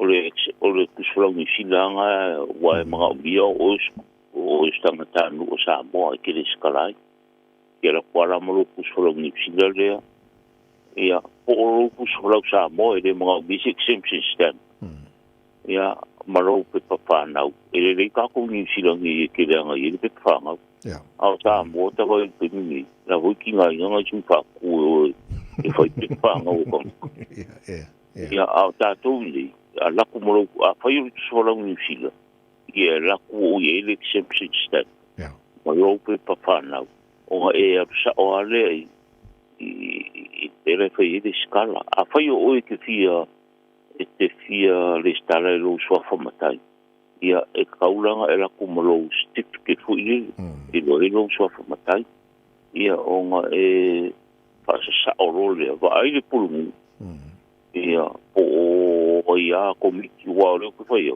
la ho kum mo yo komiki su fa mo ia nga fa mo le pe pa ia ma pa ma ngi el pulu ia ba e a lo ke le skala lo ke mi ko kum mo ia o tu langa fo I kanga ka ye ngo fo I fa no tu mo ti fo mi sa lo ko wa mga biara la u fa maungia mera ki ngo foi ko le aka po vai maunga e ke la kula mara u pe polo fongu ia on fa maungia I ora ki ngo foi vai maunga po kolekta I lo pon wo mi sa roto ia ava ko ale foi lo riskal al kulanga nga ia lo exemption stand pe lo kus fo lo New Zealand ia ma e maranga I ro Samoa o luva yaso ia me tapunia ole lo tangata parota ke langa inisi o akule opis ia rongo e o ele skala ko mai ko o akule kai mioli o pare po e so ni vo kuso ia ke tu langa na inga ia ka tenga dia ko be ia ole mo ko kumu fale le skala kai mingi Malo faftai ola telenisio vai nga so sona tele fa ko sula mo no fisa pe a balawani yai ele tatu te fori la ona batula ele mai altar po la mel nei fo Taeao fo e inisio lo fisi mai mo tatu fa nei sa mo le mai fo le ono fa matu pe hai ai mo fa pe ponga mai si vai o mo na mela tunu mo ngia mo ngi pe kai ni fa mo le a fa mata ia o la va no tatu fa sa mo e po meo a fai o pukwa nisi aso ia ona o ke la o si ka ko ku o ko va puk ia I rato fa mo pe o fa pe po I weekends le ke le weekends inga ia va ve su mai va ve mai ia mo se ava no a sol vai aso I tu langa vo I o filo inga ia ke le nga va ngo ai ia le tato fa sa mo ia te kukunga ia la tongi a pinga li kula fa nga ia fa pena ia so mga bia ia le kana tonga hui le wai kula fa nga ia fa sa mo ia sol vai ia so le erva so ta I meta vai ia ona po wai le o le kai mi po a ngo ia fa ia te mana o mia ia kaulanga va po mai mo me te le po ia fa ponga o so na le weekend Nesto na I manes holai te wana ba ve longo mai ia mo ia vano malo aftai ale mai alta por kalame ia o lo to ngalu fa tas foi male kom sin no fa to engal tatu no o le leia tatu lo ngi ke ua ke le foi le ku le vvc foi sa mo ia ngaloile mai o ngai o lo e ba foi le tama ai ngo sa mo la to ia sa o le ia tama e fa pa ia tatu no ule le ave fa mo o lo pa ele le anga ko fa to anga de karo ia e me se ko me to li mo le ia le a mo ko ka ko fa lo fo I lo fa ka we le sa mo pe le veni ni si le mangele o I le maravalele ia manisi fo I fa lo I mangele ia e lo pa no ia o lo ia e ka o ke le me se ala le talo ia o la fo ko ke le karo ko mai ia talu peso tatu tunu long masan ia wa ia la pai fata nga ma so tatu tunu fata wino o mai Samoa alo so por leia Malo fafte jene mole porque la melenta no fanga femata so na fam na tu la tunu mai sa tatu lo o la isi vai ngoni sila e fia faia tatu tus for lau na fa mama venga pe na so no le fanga consula nei Taeao e documents final la foatu fa tumu ya e mala ngai fengo fia no fo ia mai sa vai ngotus for lau a nisi vai nga uma ya mala wan le official la fanga consula toru tasi lua ai vala mai fafato o Aukilani fa ngale code number oiva toru tasi lua na mo le malava fo taimi tara no train fa mam lamba ne fenga consula mo no official ne vai nga fia mam lamba ne tino ya se vai nga se vai nga fia so no fa multa por kalame ya ora foi solo molta po kalame ya fa ia mo le no mo pe ka ko official Taeao solo state vai maltato ritio e mi sul fa funta poi su tanto tu cu fio nei che lo però mawai che sta passare lungo ma vedere lei aso e mai magari mi si tanto tu di fenga io to fin tutte aso i foi fafte lava ya ma ne foi faiva o le neve lolo o le fenga consula malo Samoa New Zealand mata porta do fa por Malu toru tasi lua pole oiva toru tasi lua pe vala mai fafatu Aukilani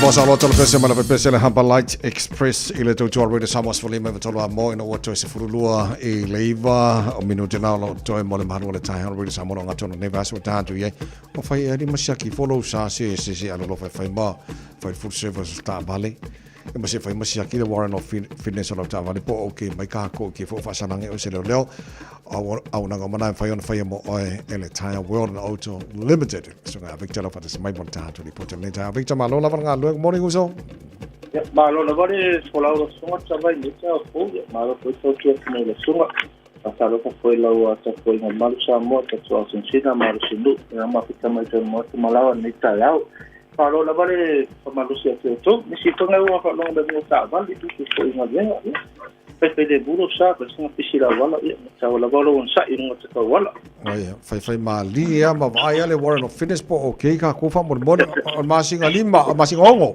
ya no masinga ongo ale masinga dua risia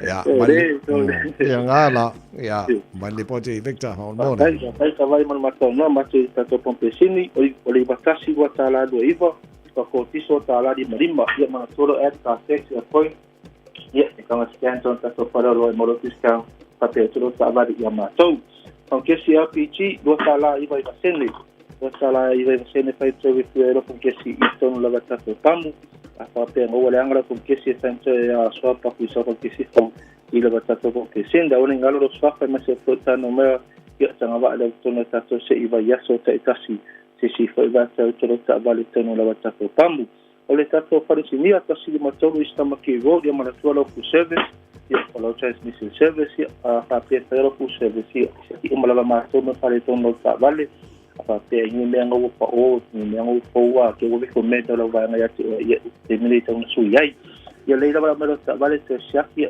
leona mautinoa a whapea tero o mautinoa ia tatano whina ialo Samoa mauso sani mo oe whainau te tūngai tatau tau ia manau tau masani e patato wof i luasu tala ki tongia pupu na vanoa i le tato wharesinia po lewa o le ase te suma ai i whatinga pe pole warren i le tato wharesinia po ai whaiwhai mātou le lifi a whapeso po wili fia lifi lua nisi maulunga toli nisi o le poli lif o le lowing snoko pūpās a whapet whātou a mene i a white tato finance tongi a luasu tala le aso wali matala le aso i a tato lope na whatai me temene i le tato wharesinia kano piru fresh u wheo ale fa mātou to mo whakolo sa e to tato scanner a ka pēnga wale pasi te pole warren a ka pēnga ma mai mōri ngā so mo test o le ngana tato scanner le mai po whare tono fore ta vale na wai ai ko fa patu ta wale whatau a ka pēnga tau ko se sau ta wale whatau ia po sau ta wale pēnga wenga po ta wale fō ta wale tuai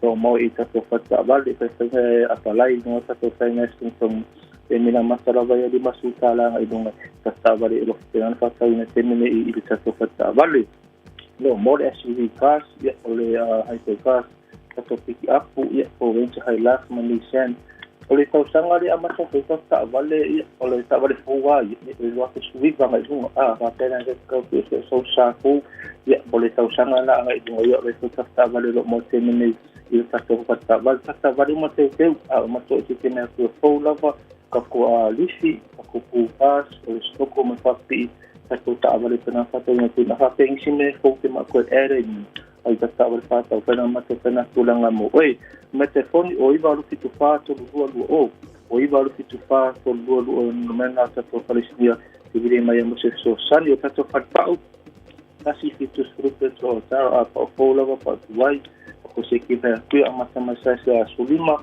e pale do suda na una parte si que me no pale tomi amare ta vale tono que na parte tau ia te ta no pena ya lo samo te na tenga le mato o se so sani o i ka ko se que me ku wa suta la te mina master gas o ko ko se que me ku mala va apla la balsa ya ai wa suta la de te mina mata ile va yaso ya mo te pa masa ko ta sina to di masa se tena ya mato a papel o mo i tenga o kame mato i la mato asa pala ya tena na o kame ya mato pa ya so te kasi ta vale ne aso te ora estima lo me rono to sanga van po le to ma pena ko se so ta vale ya mala to te ya kama ko fie ngoro ya tenene i le tato fatta vale si pe ya ta pe le pai ma le info ya ta to ya a su vale ma si HSP ta to finance para ina tenene i le tato fatta vale o iba lu kasi to o iba lu kasi to o mena ta to fatta te wala au mai mo se so san mo teni nei ya pa te vai el ma tona te mo yo pe go te nei ka so mai mo ni ta lava Victor of time mole le potil nei Taeao moni foi favor o lo de toy or nei foi so a le I fa mai ai nel tarbo club ma lo le Taeao mo ne so lulu na fa manatu ile tunu a masita to la lai vaenga foi le mau kilani ia mai se fangarei po Hamilton ia po o lo Napier Hastings Wellington ne Colestete o lo mo fa mama venga mo le frio kako passport for NATO if fa fo e pe para fo passport fo ele le vala wana pe wa le wa sata no male fenga ko sun nei o la ma fa na la foto lava your forms le emaili ia fa tu moi le ia SFF lo to a fio mai nei au kilani langa e ka foi ia vala wana pe le tolu tasi lua ia mo tato la mamao le mea lana mai po isi vaenga o New Zealand o iwa o le code number na o kilani tolu tasi lua ia ona faa malama faa manino e le whenga konsula nei vaenga o mai so sani faa mama venga mo tato ia ma le sauni atu mo le whenga palota le atu no e maise ia le malo le atu no e fia malanga mo restala ia ma ia ngai kere au kupe a ngai le popori lo mafofau lo malanga I Samoa fai lo skala ia ko su mai foi la ia ngai ko malanga foi la so fu maiva ia mo taro fainga palota ia mo ngalo ta wol tatu talo mo tatu no pele Samoa taro po klaba na balo Taeao mo le so lulu fa malo fa te tele talo mo tapo inga le balo le tunu le nei foi Taeao a to taro tal fo pa talaiva I le Taeao nei ia na so foi le mo po klaba fia mai Wal fa o wino to already Samoa mo oi le foi Taeao alo fa tu la fa fonga Samoa ya mal fa te tele level talo nei Taeao ma rile nei aso le no fa malanga le talo ma tai langi fa to pesele mai le tiama a lo ma tai to ona nei tamai meni so for mai manuia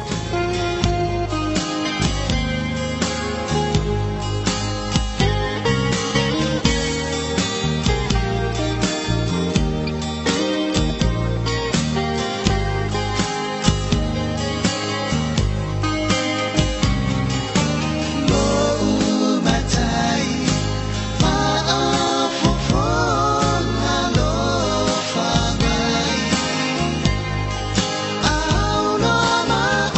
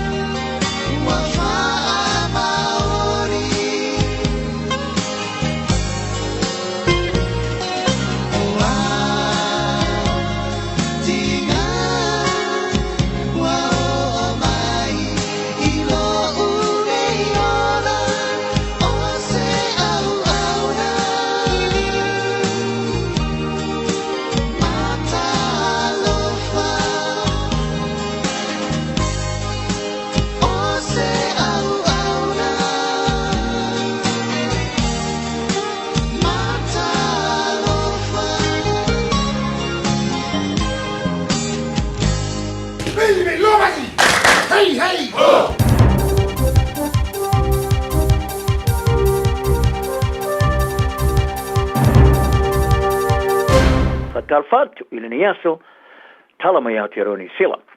Ua whaasolo atu ar fitafita a New Zealand is tusta singa whaate tai se whaafsingana o le whaamalepe ar fitafita ar Samia New Zealand a le HMNCS Manuanui Officer Malo a eleisi aso e whaelo se whaalau telenga i tanga talau telenga. O lea vaa o le Manuanui sa ngotor ngā te whare le itu sau te o polu le aso no o ke topo le tau sanga te luai a o whaasolo ina la tu ngā luenga whaasu e sue ngā te whale. Sa whare a fitafita le taitai fitafita Commodore Andrew Brown mai le fitafita le Samia New Zealand. O lo ia mawaina ia fautuanga a ofisa o le malo, ma o foina fautuanga i le tustasinga mua whate tai o le whaafsengana. Le ia tāwai, o lo ia isi ofisa au tu e pia le ofisa o ngā te whare New Zealand, le matanga ruenga mata upo le vai whafo ma whatu inga, ofisa ma matanga ruenga o se vai ngō ofisa te liatu i whare vlave sa ngotoai le Manuanui. Commodore Brown sa i te ia le ngā ruenga tele sa whaia mo le Manuanui, tau mai ono so lungo le awar ngā te whale te fitoala mango toai. E si lia male lua se lau was furwha i e teimi sa maulu aitang te maulu wha abitoa le waa, ngoto sa whaatino ina le fita New Zealand, e au fiai marisi a ki o le lima sumale limo tani swa au maisi waenga le waa. Whaarea Commodore Brown, e ato atoro latu di tununga, ua mawhaana latu a vesele telo le kiso swa au maisi waila au male waa, ma ua toe te riu mai nei New Zealand e company sa whaia ngā ruenga ma swa au, taula ma fili mea whai ngā ruenga, ma isi o tauta. Ai, o le isi mea whaia le Manuanui, o le alongoi nai, i la tau e tangata whaapito whaia whaasingana tumaoti, i le vaamalepe, a whianga o iai le au marsi o meanga i le vaenga o ngotoi le vaa. O le whaasingana, o lo whaia e tangata whaapito tumaoti o stasio i la tau e whaamautu i Singapore, e peona whaadia e Commodore Brown. O so ina na matanga ruenga o leo Los Angeles i Amerika i se mata apu sa whana ina i le vaore ta mata i whaili poti Australia, Lauren Tomasi se pur whana pau, i a pole rubber bullet. A whaia tu South Andali poti se te te sa whaia whasanga. I le wha maro sia i Amerika ona tu la whono whimalanga inga i Los Angeles, ina sunga fua. Sa whalia le pārmi Australia, Anthony Albanese, sa telenoa i le ta mata i whaili poti ali televisiva maolo manuia. Sa ia whai ngoa i le ata sa ai le la veo le vai o Tomasi le puru whana pau o se vai ngoma tau tia. Mai a tā wai wa mai ona telenoa le malo Amerika e winga i lea whala loving. Sa lapta ia le malo New Zealand i le si tia leo whainga pi o ma wha matau whalo tui whale New Zealand nei. E ulava le umio le tau le leo le tunu o se tunu e sa loto mai ai i nei whainga. Ma wa tā wai o New Zealand e leo iai se maramalama ma manatu mama iai. Wala pata ia se kurupu fau tua, e leo le leona ta pena le tunu mo le po e vaina o le wha tupla i o wha matau, ma fau tua ina le wha vai o ni fuafuanga wha tino wha sanga i whainga pio. Ma ia to e wha fau ina le tula fono soni ngā tula fono, o se ki au tu e pena wha ri ai le minister ngafa ma le mata upu. O le kurupu fau tua wha Ministerial Advisory Group, mo so tanga wha vāwa tunu, ma soni ngā tula fono e wha maabo boina. Sa whawaina ia February, e ofo inai fautuanga tumaoti, ma fautuanga mo le whaalele ia o le taliatu o le malo i le tūlanga e pena whaamatala inai i le tamata e ministara o lango leo, Casey Costello, o le whaatupla i o whaamata. O le ni potino na tolu sa ta waini sila, o se make ki tele mo so tanga o sori ngā tūla fono e whaamawapoina, wa veaima se tunu, mo se te mua, o tele atu le tō sina mai ai o whainga pio, ma whaamata o whaaloto e whale. Le puti ai fo le tongi tu pena tangata whainga ruenga, o tangata whainga ruenga lea, i tu tua oio ni sila, i tangata wha mapapoina sori tu la fono mor wha ulu whalin mai ai o whala au whasaina. Sa tusi fo le limo le li poti li tūlanga le Pasifika le wha tupla iai, o le whaingo fio a fianga i tūlangi i nei sori ngā tula fono. Sa la ngā ia tungorunga patino le Pasifika e pēna wha tupla iai le whaingo fio na saotu iai, o nei sori ngā tula fono ono le lau telo tua oia puipuia. A vea ma whai toa mo whata winga, ma le ola o le whela wa ia o loa, ma tangata e whemrangai.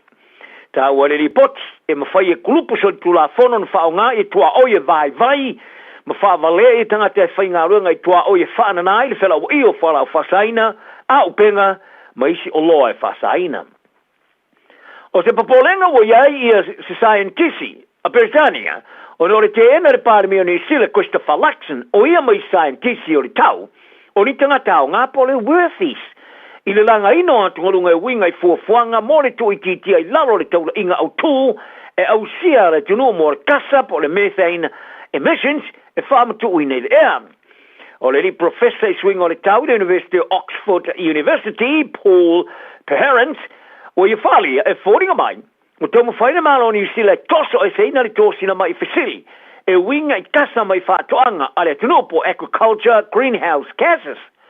Whali e Professor Perrant, o le whawinga ina laksana scientisti o ni tangata o ngā. O whailo ai se atunga tele le te enai, o le whaio ai ang whatino e whawai lungo mōni mau.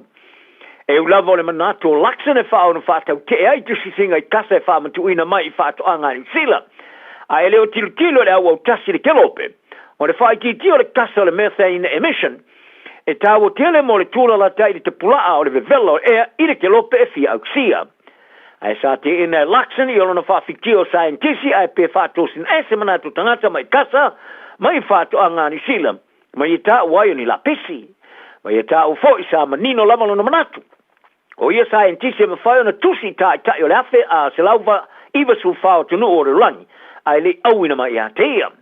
Ai o tangata whapito i le tau ala tō whaali o New Zealand o whaate o toina, se tūlanga ma tau tia e rewa aia mua mō ai alani, mai se tunu pito te tele ia kasa e whatoanga e whaamatu uina i le ea. Tā ronga e tau au o li liu nei rewa aia Australia mo se fusoanga tele, mo se tei mō mo le tā wha ia umai o Champina lo langi rau panga le cruiserweight i le vāle alo sa mo Australia tai o Pattaya, mo te Alberto Cerro Ramirez o Mexico, o whata oto nei se tumtumunga o fusoanga te tele se fulu e fia whaia. O Pattaya o lusi malwal fusoanga wha professor, e unoma se whai ina sa manu malo i a Claudia Secchio o Italia i le pola se sa. Ma se so ai manu malo i tolu le tu yoti i le pui o na Champina IPF, ma le The Ring. O le wha lua i leo na umia o Pattaya o nei Champini i te momoa, sa ia wha mamulu ai nei Champini o le fia wai fusoanga i Riyadh, Saudi Arabia. Ono se vai ngā tupe sa ofa i ono se lau mili ono se lau wafta la e li tau sanga turuain. Sa tali umai matoe fusua i nei Champini matoe manu malo e foi. A taru mai ona ia sa wha ili no fōle tupu mo nei fuse lua o Pattaya e mita tele lon tupanga sa mo o levo na vina i le fia fusu mo le tau ia umo Champini o le aupanga. O isi fuse lua le WPO mo le WPO e olo umea Ramirez le ai fasu fito na fusuanga tasir fai ina tōse furuman malo tioti. E ui lavo Riyadh i Saudi Arabia masania ona tauino se atuno mo se fusuanga tele fia fai ai o le lia whaalaulo ina whai plenga o Pattaya Mick Francis. Sa ia longa por kalame le Code Sports i lona no ta inga. E whaia se fusuanga tele ele Australia i se fisosoni lea ne malo Australia whatpina. Ha whaalia e Francis o le fusuanga mo lewa na fauwina ma se fusuanga e whaia se malai tele ma le malo e te tau na fisosoni yaim. Ma ia ta uai malai tele le Suncorp Stadium e Brisbane le o fiele silia ma le limas fulu afe tangata a e mana o mia le tisa mara se fulu miliona ma ile malo e ma whaia na whatino ina. Ai a whaia tau noa na whaia se fusuanga e te misa o le tausanga. O le memori e whaas furuina e to e maua ma iei le vai ngā tupe e peo na whaalia e Francis. O saini e nei e laula kapia na mana Pasifika mo le tamarasanga o supala kapia Pasifika i le sui mo more All Blacks e ta alo leo ngā tondo le lei nei tua ngani lau mape mo le isi lua tausanga. O lau mape suma le lima ta alonga whaitaulia sa ta alo ai more All Blacks i le vāle luafi sufitu ma le luafi ma le lusfulu a le whairan whaunga e whase i wharani ta alo ai ina ua le favor ia ila tu e fili ale All Blacks. O le tama tosulo tausanga e whato amai atu neo na ta alo mor kalapo le Kaupe Steelers i apani mor tausanga le sa ta alo au tafor kapteni le moana Pasifika ari sevea au ta alo ai i le vai teimi.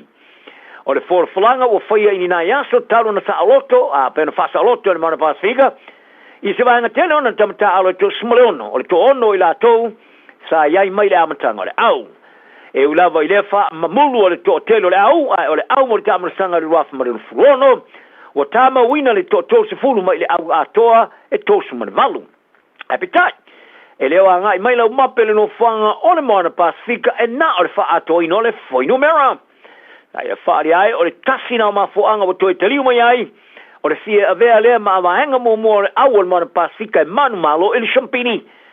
Whaari ai le whaia o ngā whaurulu whaalongo tana umanga o wha maonia lau mape i lona le lei ta alonga wha malo. Sa matamai le raka piliki, All Blacks, Farani, wha pe mai apani, e pena u wha tangata matua malau te